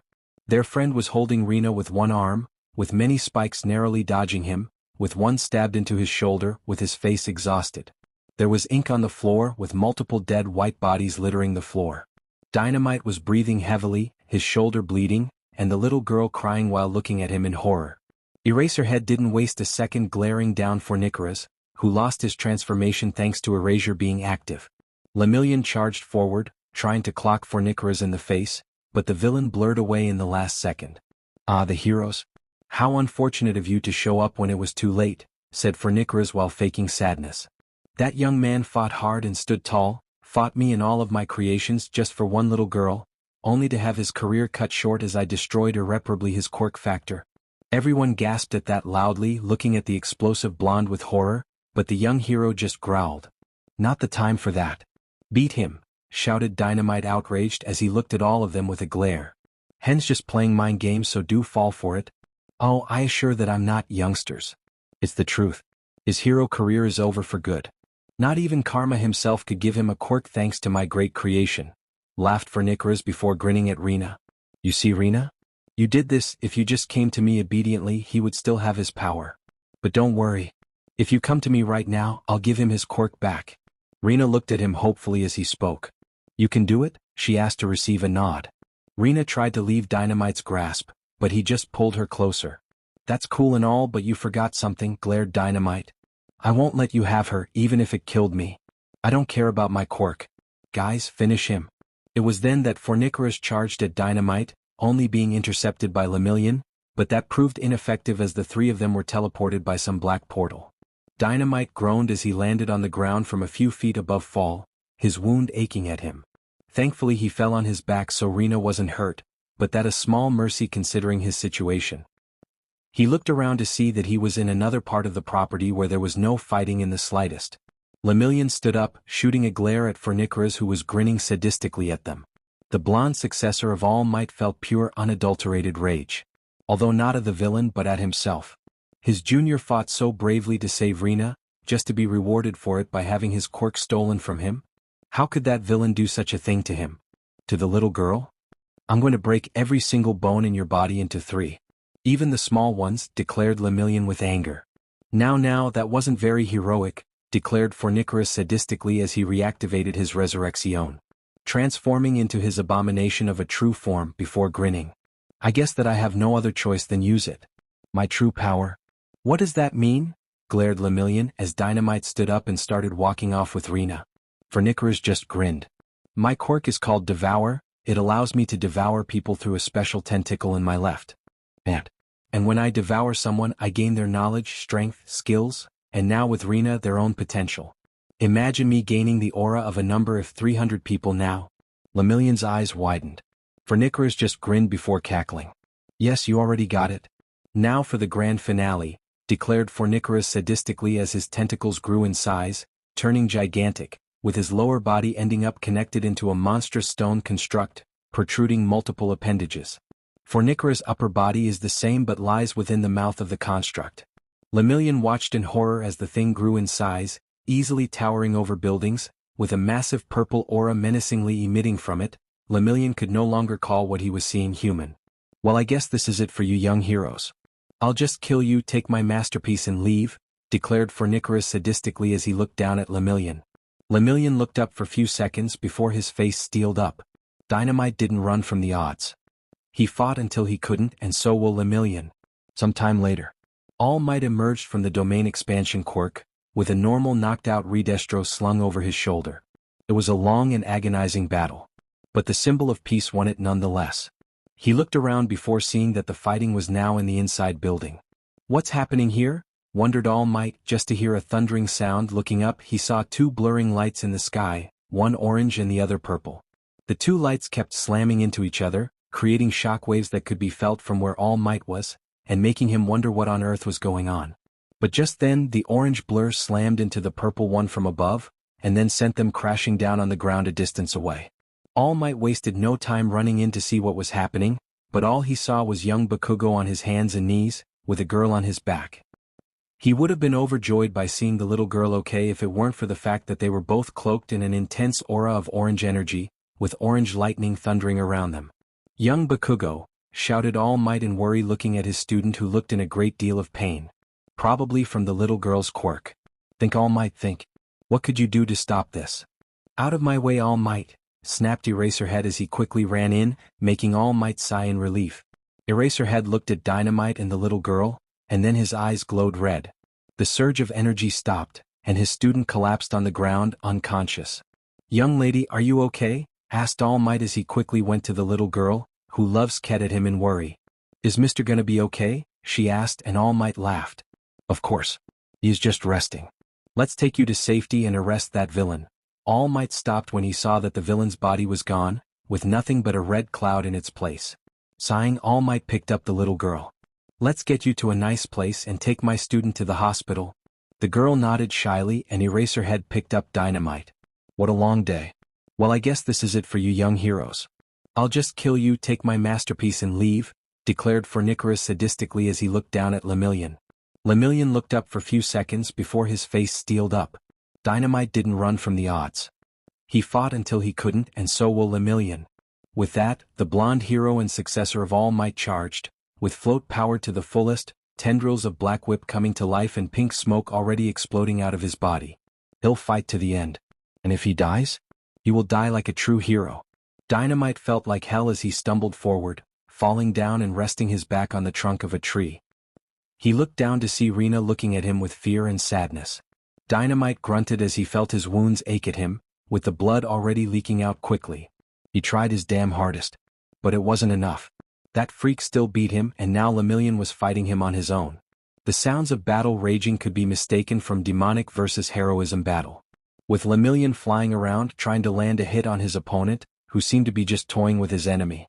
"This is all my fault, you are all getting hurt because of me. If I wasn't so selfish, none of this would have happened," whimpered Reena quietly. In her distress, her quirk started leaking energy. Unbeknownst to either her or Dynamite, she was covering him with her quirk energy. Dynamite just brought her to a hug. "It's not your fault, brat, it's not your fault. We're heroes. We save people. That's our job," he assured. "It's not your fault, your quirk is amazing, and you could be so many great things, and I promise you that you won't suffer anymore." Reena looked up at him, her energy now calming down, pouring out like a calm water river instead of raging waves, not that either of them noticed. "My quirk, it's good?" asked Reena. Dynamite smiled at her. "Of course no power is evil. Only those who use them," he assured her kindly. Before blinking, noticing that the pain in his shoulder stopped. Surprised, he inspected his wound, and sure enough it was perfectly healed, not a scar left.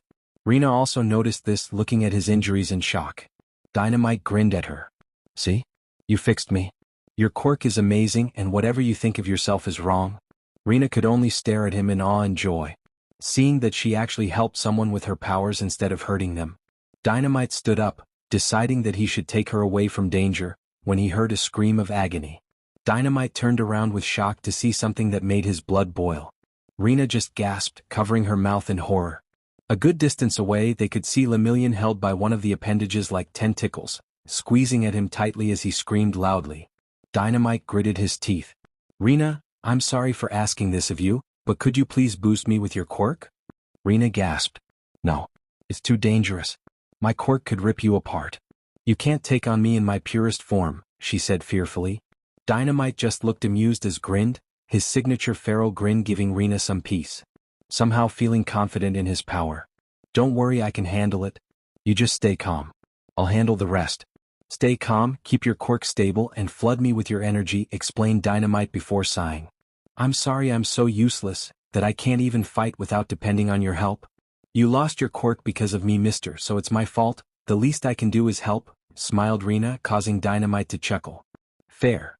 Now let's be heroes together," declared Dynamite as the two of them were covered in a multicolored aura that exploded upwards like a pilar, riding to the heavens. "Yes sir," declared Reena. "You know, I kinda expected more from a one-for-all user like you, Mirio Togata," commented Fornicarus calmly as he looked at his opponent wrapped in one of his tentacles. Lemillion just screamed in agony, his permeation sealed from some special gas that Fornicarus created after gathering data about his quirk. "Then again, you could barely use the less than half of your quirk, and not even the whole package yet," added Fornicarus. "Maybe in a year or so you'd have been a challenge. But not now, and with All Might in a whole other dimension fighting a MN extremely boosted Redestro, I'd say nobody here can save you." The last part was said with sadistic amusement, as Fornicarus licked his lips, while also tightening the grip around Lemillion. The hero in training just screamed louder as he felt his bones getting slowly crushed by the villain. Said villain only laughed loudly. "You really are an amusing toy, aren't you, Mirio Togata?" asked Fornicarus in evident amusement as he grinned at his prey. Yes, scream louder. Entertain me. I really hope that your junior will scream as loudly if not louder when I get to him." It was then that a blinding light exploded in the distance, causing both Fornicarus and Lemillion to look at the source, to see a rising pillar of multicolored aura moving up. Then without a warning, the pillar was pulled back down, before the glow changed into a bright orange one that forced Fornicarus to cover his eyes for a second. He looked at Lemillion, but just as he blinked, the hero in training disappeared from his view. "What the dash?" started Fornicarus before his head whipped to the side, to see none other than Dynamite, slowly putting down Lemillion on the ground. "Sorry we're late, buddy. But don't worry, we got this," said Dynamite with a sigh before he turned to Fornicaris, who now got to take a good look at him. And his eyes widened in surprise at how different the kid both looked and felt. Not only did he feel much stronger, but strong enough to easily take on him. How did he get that much power? He looked at him, and sure enough he could see Reena strapped to his back, tied up safely with that red cape. "I see that you're using Reena-chan to bail yourself out. Not very heroic of you, don't you think?" commented Fornicaris calmly. Dynamite just glared murderously at the villain, his face contorted in disgust. "Says the guy willing to devour his subordinates for his own safety and survival." Fornicaris just scoffed. "Of course I am a superior being to that inferior species. It only makes sense for the superior to use the inferior species as tools. And if I don't survive, if I don't take that masterpiece back, I'll never fulfill my ambitions. I'll never achieve my goal in becoming a perfect being." Dynamite just sneered. "That's your goal? Overcoming your stupid inferiority complex. You're telling me that you tortured this kid for something that stupid?" Fornicaris just scoffed, looking offended by the accusation somehow. "I didn't torture anyone. That young lady keeps producing excessive energy, so I was kindly taking care of it. Then you have my work. I seek to perfect humanity. I am going to cure quirks, get rid of the quirk singularity, gift mankind greater power, help them become better beings. So please enlighten me over. Why do you refuse to see the bigger picture?" Dynamite just scoffed before he prepared himself. "Because you experimented on an innocent girl, that's why," he declared. Then the fight began. Fornicaris roared loudly in outrage as he sent a legion of smaller tentacles at Dynamite and Reena, not caring for the moment if he hurt her or not. Within the blink of an eye, Dynamite used his blinding speed to bypass all of the attacks the villain launched. Dynamite looked up at Fornicaris with a glare, and kicked the massive beast high into the air. The power behind his single kick was enough to send the majestic monster flying high in the sky. Dynamite watched Fornicaris fly hundreds of meters in the air with a grin plastered on his face before looking at Reena with a smile. "Okay, her power is insane, and I don't even feel any backlash from moving, so I just have to worry about beating that prick," thought Dynamite before he unleashed his energy downwards, propelling himself at high speeds after Fornicaris. As Fornicaris was sent flying in the air, he noticed a glowing bright orange meteor blasting towards him at high speeds. "Give me that child UFO!" roared Fornicaris as he started attacking the young hero with his many tentacles, but it was to no avail, sadly, or not, as Dynamite kept blitzing between with insane speeds, leaving behind a trail of bright orange light. "Not good enough, you villain," shouted Dynamite as he pulled his right leg back. Then with a grin he threw a strong kick, whose strength created wind pressure powerful enough to destroy the closest tentacles on impact. Fornicaris roared loudly in both pain and rage as he was hit, before pointing his hands together at Dynamite with a purple emitting from them. "Take this, you foolish rascal. I won't let you ruin my ambitions." Gran Ray Zero. From Fornicaris' hands, a large purple beam shot out, quickly moving towards Dynamite and Reena. As the Zero reached Dynamite and Reena, Fornicaris just grinned in anticipation, knowing that this blast was powerful enough to destroy a small town on its own. But unfortunately for Fornicaris, his excitement was evaporated instantly when he saw that it was for naught. As the blast reached towards Dynamite, who already saw that it was too fast to simply dad he and that it might cause a lot of destruction, the young hero student just simply used the back of his wrist and hand to just backhand the large blast upwards. The blast twisted from the strength of the hit, changing trajectory and traveling upwards into the sky before it exploded, creating a massive blast that parted the clouds and kicked large whirlwinds. Fornicaris would have been shocked if it weren't for Dynamite charging at him, which caused him to start attacking with all his tentacles in all directions in vain hopes of swatting the young hero. Fornicaris quickly realized that it didn't work out as intended when Dynamite appeared in front of him suddenly, with his fist cocked back ready to deliver a punch. Instantly reacting, Fornicaris shot a large Zero blast from his mouth, but to his shock the young hero twisted his body, flipping over the blast now right above Fornicaris. The villain channeled all the energy he could to his arms, just as he crossed them above him to hopefully block the hit. Detroit. Smash. The fist landed down with power so great it created a tornado around them, and sent Fornicaris shooting downwards at high speeds, who felt like his arms just broke. "I refuse to lose here, you brat," shouted Fornicaris as all the mass he had started regrowing to full size, before being sucked into his body. The result was an explosion of purple light, which caused a whirlwind to be created around Fornicaris.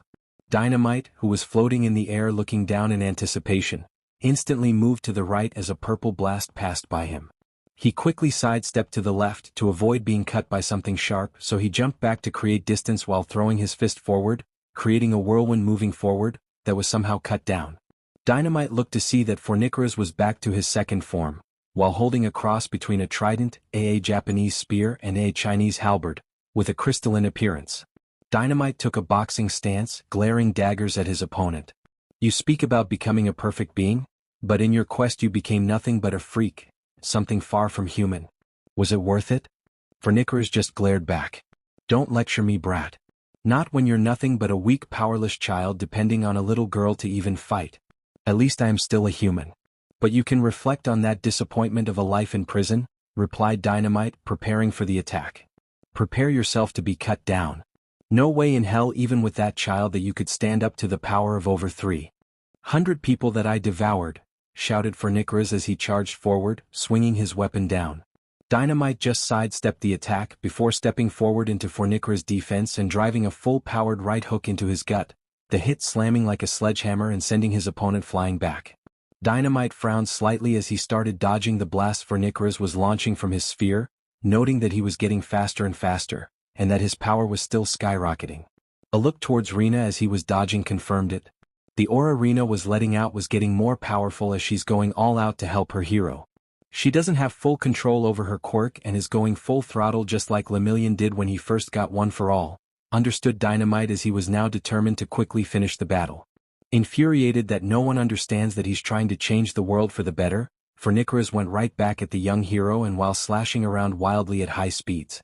Dynamite just dodged the attack skillfully, not getting grazed even once, his aura growing more and more intense than before, and the static around him was now powerful, thundering lightning bolts dancing around his skin, his orange hair was a darker color and were his eyes. Fornicaris went for a stab to the chest, leaving him wide open when Dynamite dodged the attack. Not being one to let opportunities slip, Dynamite punched Fornicaris in the face at full power. The villain was launched, with teeth and spit and blood flying out of his mouth as he struggled to stop himself midair. With a howl of rage, Fornicaris shouted at Dynamite. Why? Why? Why?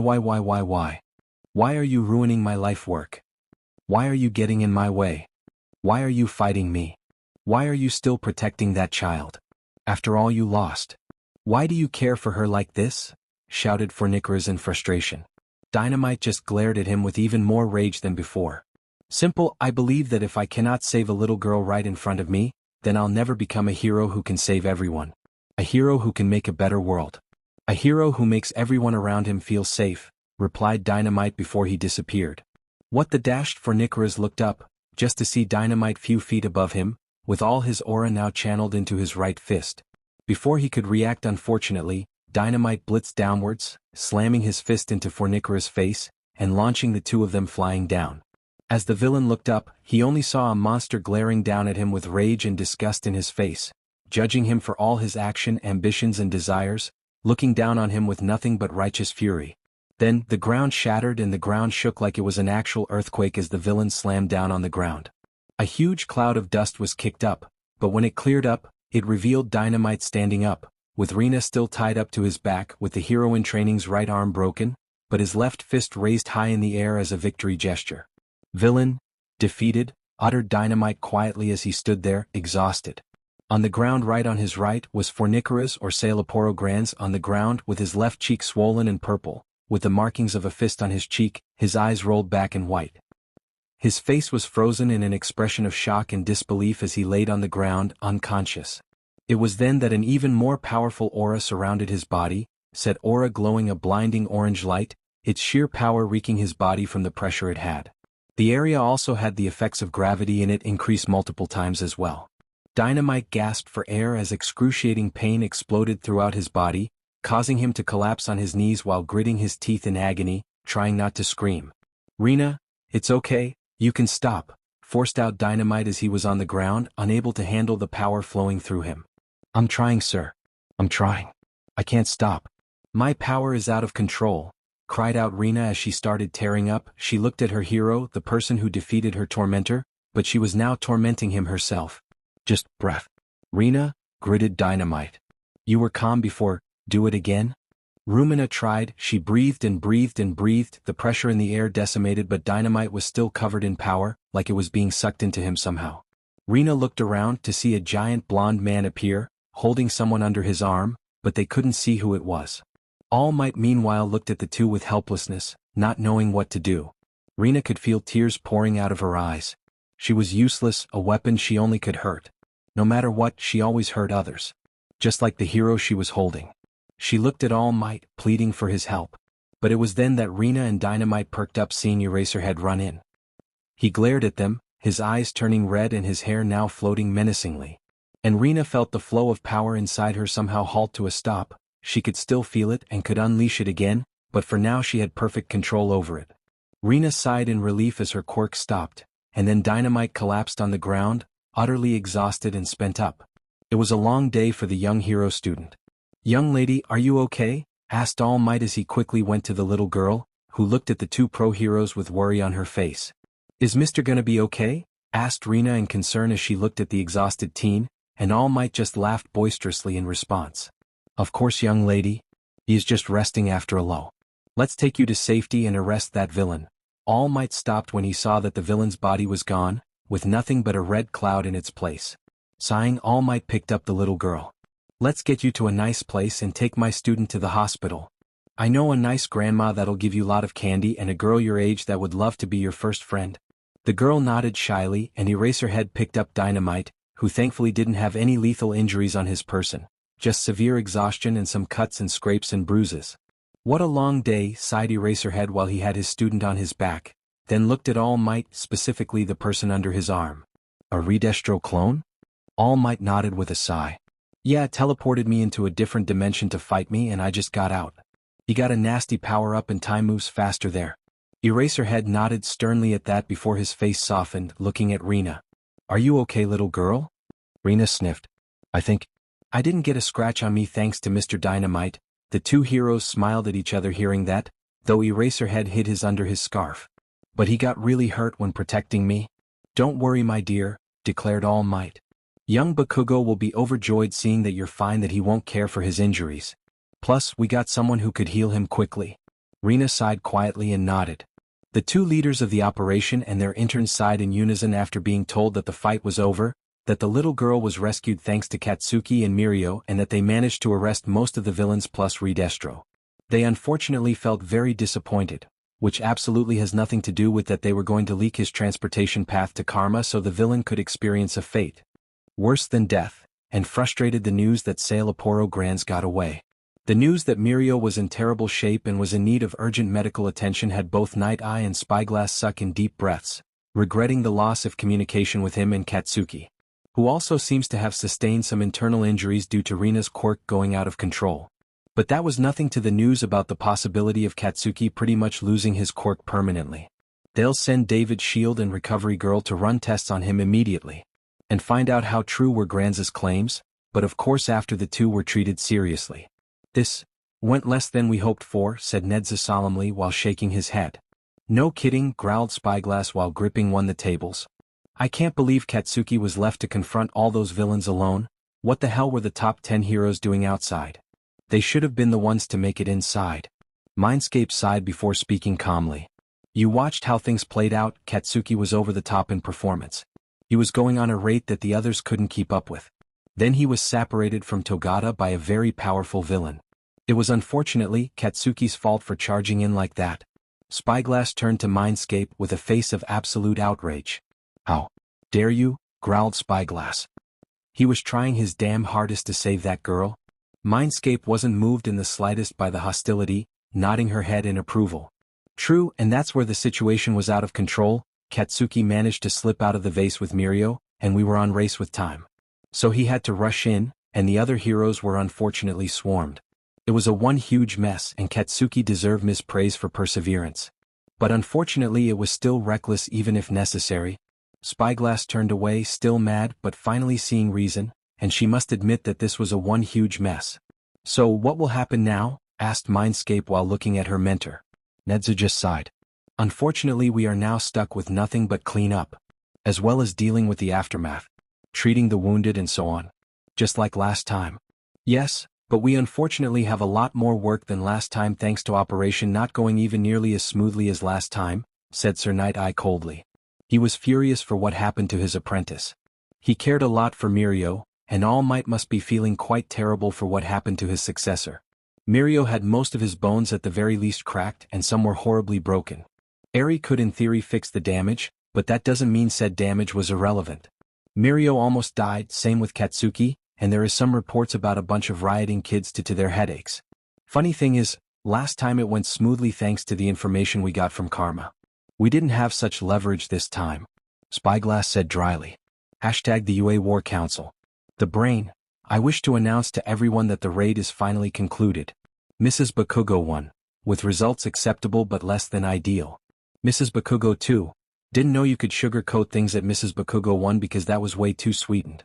I spy, absolutely correct at Mrs. Bakugo 2. Mrs. Eraserhead? Knuckles Beach? I mind? Small for 1 what? Big Might things, didn't go as planned. Need nap not one bit. Small for 1, you failed to save the child. Hot Bird, oh he's pissed. The Brain, oh we did save her. Do not worry. In fact I wish to inform you that she is now besties with young Eri. Smiley face. Small for 1, acceptable results then. Whatever else doesn't matter. Mrs. Bakugo 2, F you. Small for 1. Small for 1, is Katchan okay? Mrs. Bakugo 1, no. He was in the emergency room. Thankfully Eri-chan managed to save both his and Lemillion's lives. Unfortunately they are both in a coma. Small for 1. Small for 1, explanation. And why the hell is it silent in here?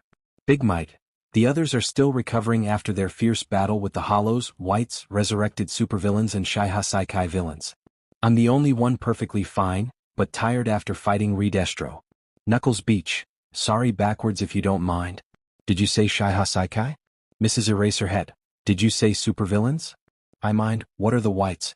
Small for 1, did you say HOLLOWS? The Brain, yes like Bleach I watched the show after you and young Bakugo spoke about it and I love it. Hollows, Nijire-chan and some other heroes up ended up fighting actual Jillians. Small for 1, what the F does Sailaporo Grand smoke? Small for 1, and how do I make similar ones? Small for 1, I need to know so damn much. Big Might, I wasn't there to see it though. Small for 1 what? Knuckles Beach what? Big Might, I was fighting Redestro, remembers everything which WTF? And then his belt teleported both to somewhere called Domain Expansion if I got it right. Small for 1. Small for 1, Domain Expansion? Big Might, yes? Small for 1. Katchan is going to have a brain aneurysm when he wakes up. Small for 1.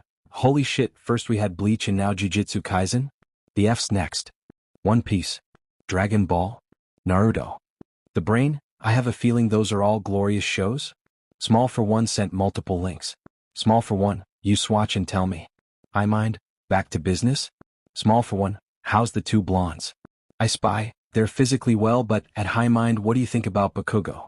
I mind his quirk factor. I don't know how to describe it honestly. It's like a thunderous cloud in there. And he's unstable. Whatever bullet he was shot with, it's not like QEB. And apparently being exposed to the girl's quirk directly at the highest output must have caused some other issues. High mind, I can't say if his quirk is being disassembled, rebuilt, awakening or evolving. But one thing for sure, his quirk won't be the same again. Small for 1, if he loses his quirk I'll just give him another copy lol. Need nap, apparently the medicine was constructed to reject all quirk implantations so you probably can't. Small for 1. Small for 1, I'll ask Melissa to build a mech suit. Mrs. Bakugo 1, oh. Mrs. Bakugo 2, oh. Mrs. Eraserhead, oh. The Brain, wouldn't that be just terrific? Big Might, let's let the young man wake up first. Knuckles Beach, how are the others? The Brain, the other members of the council are in the hospital. Nobody's in a bad condition but they'll need some rest. The Brain, the students are back to UA and relaxing. I spy, we also learned few concerning things. Small for 1, what is it? Mrs. Bakugo 1, apparently Fornicera's, Grand's villain name, had eugenics programs going on. Knuckles Beach, well Mrs. Eraserhead, what clones do we have? The Brain, we only met the 16-years-old daughter of Kurogiri, Cloud with identical quirk, but opposite personality. Who was the taxi for the transportation of the supervillains and hollows to the battlefield. Small for 1, please tell me that's a joke. Espy nope. Small for one. Papagiri is gonna lose his shit over this. Big might. Most likely yes. Need nap. Pretty sure. Small for one. Grands? Mrs. Bakugo too. Got away. I mind. Oh. The brain. Good news is Bakugo gave him the beating to end all beatings. Small for one. Well, this is a burning mess. I'll talk to you when everyone including Katchan are present. Small for one. Goodbye. Omake. Hi, I'm Cloud. The students were just back from their work studies, utterly exhausted and spent. Today was a less and one of their friends was rushed to the hospital quickly for injuries. He made a quick recovery thanks to Rewind. But unfortunately he was still unconscious, in a coma from exhaustion, both physical and mental one. Those who participated in the raid gave whatever details they could about what happened, such as how Katsuki was able to slip through the army, which was impressive in everyone's opinions, with Togata-senpai. Then how things started going downhill when the villains and supervillains thought to be dead were brought back to fight with an army of puppets and giant elves, which what the F. Momo then talked about how they found Katsuki pretty much quirkless, tired and beaten, but still standing defiantly protecting the little girl. I have one thing to say, declared Saito Imasuji with a serious face. What you just described is something everyone here should strive to be. Bakugo achieve LD peak manliness. And I'll punch whoever says otherwise straight in the face. Because nothing is manlier than protecting a little girl. Cool, I'll join you, said Ijiru and Tetsu simultaneously, with equal seriousness on their faces. Katsuki Bakugo. What the F is that guy made of? Wondered Saya. Everyone were really impressed, if not horrified, that their friend almost died. They kept talking until they talked about Cloud, a clone made of Kurogiri to serve the villains. To say that everyone here were disgusted wouldn't be accurate. They were very disgusted. Geez, wish she would dump those jerks and decide to be a hero, said Himawari with a pout, sitting in Nito's while getting head pats. Wouldn't it be just great to have two warpers? Mused Himoto loudly with a smile. It would be a welcome surprise, yes, nodded Saiko, who was still in her work study and was offered one of the empty girl rooms in the dorms. Her quirk is obviously powerful. And she seemed like a cheerful person, if unfortunately mind-controlled. It was then that black mist started spiraling out of nowhere randomly before expanding quickly in the air. The students all jumped in the sale time, thinking it was a villain attack when a girl their age appeared out of nowhere, dressed in a UA uniform. Where the hell did she get it? And waving at them. Hi, I'm Kud, said Cloud with a cheerful wave. Hi, I'm Mina Ashido, said Mina with her own cheerful wave. There was a long pause as everyone stared at the girl's misty but still human-shaped face, that had a big smile on it. None of them knew what to say. In respect for Katsuki and eyes, I'll say it now, declared Shoto with a straight face, before his expression became that of a man done with living, as he sipped from a mug of coffee that he didn't have a second to go on him. I'm not getting paid enough for this shit. The way he perfectly imitated Katsuki would have made them explode in laughter any other days, but right now they were busy being wary of the new arrival. Well, except for two people, that is, whom are either social butterflies or the absolute dumbass of all time. What do you want, girl? And ain't you just killing it in this uniform? Asked Setsuna with a grin. Oh, I actually came here because I have nowhere else to go. I don't really like that beach-faced pink-haired glasses-wearing prick who experiments on people. So I thought, hey, Yue has that cute kid I saw with the jerk, and that absolutely handsome Explodo King and lots of nice people. So why not become a hero? Explained Cloud with a grin. There was a pause. Ha, wishes for come true, don't they? Mused Nito. We're calling Principal Nedzu and Aizawa-sensei, sighed Ochako as she dialed her teacher. This is gonna be a long night, it seems. Thank you for joining us on this incredible journey through What If Deku Became the Villain Emperor. I hope you found it as intriguing and thought-provoking as we did. A big shout out to DekuVerse for crafting such a compelling story. Don't forget to check out their profile on Archive of Our Own for more amazing works. The link is in the description below. If you liked this video, please give it a thumbs up, share it with your friends, and don't forget to subscribe to What If Deku 2.0 for more fascinating explorations into the world of fanfiction and fantasy. Your support helps us create more content like this, and we're always excited to hear your thoughts and suggestions in the comments section. See you guys in the next video.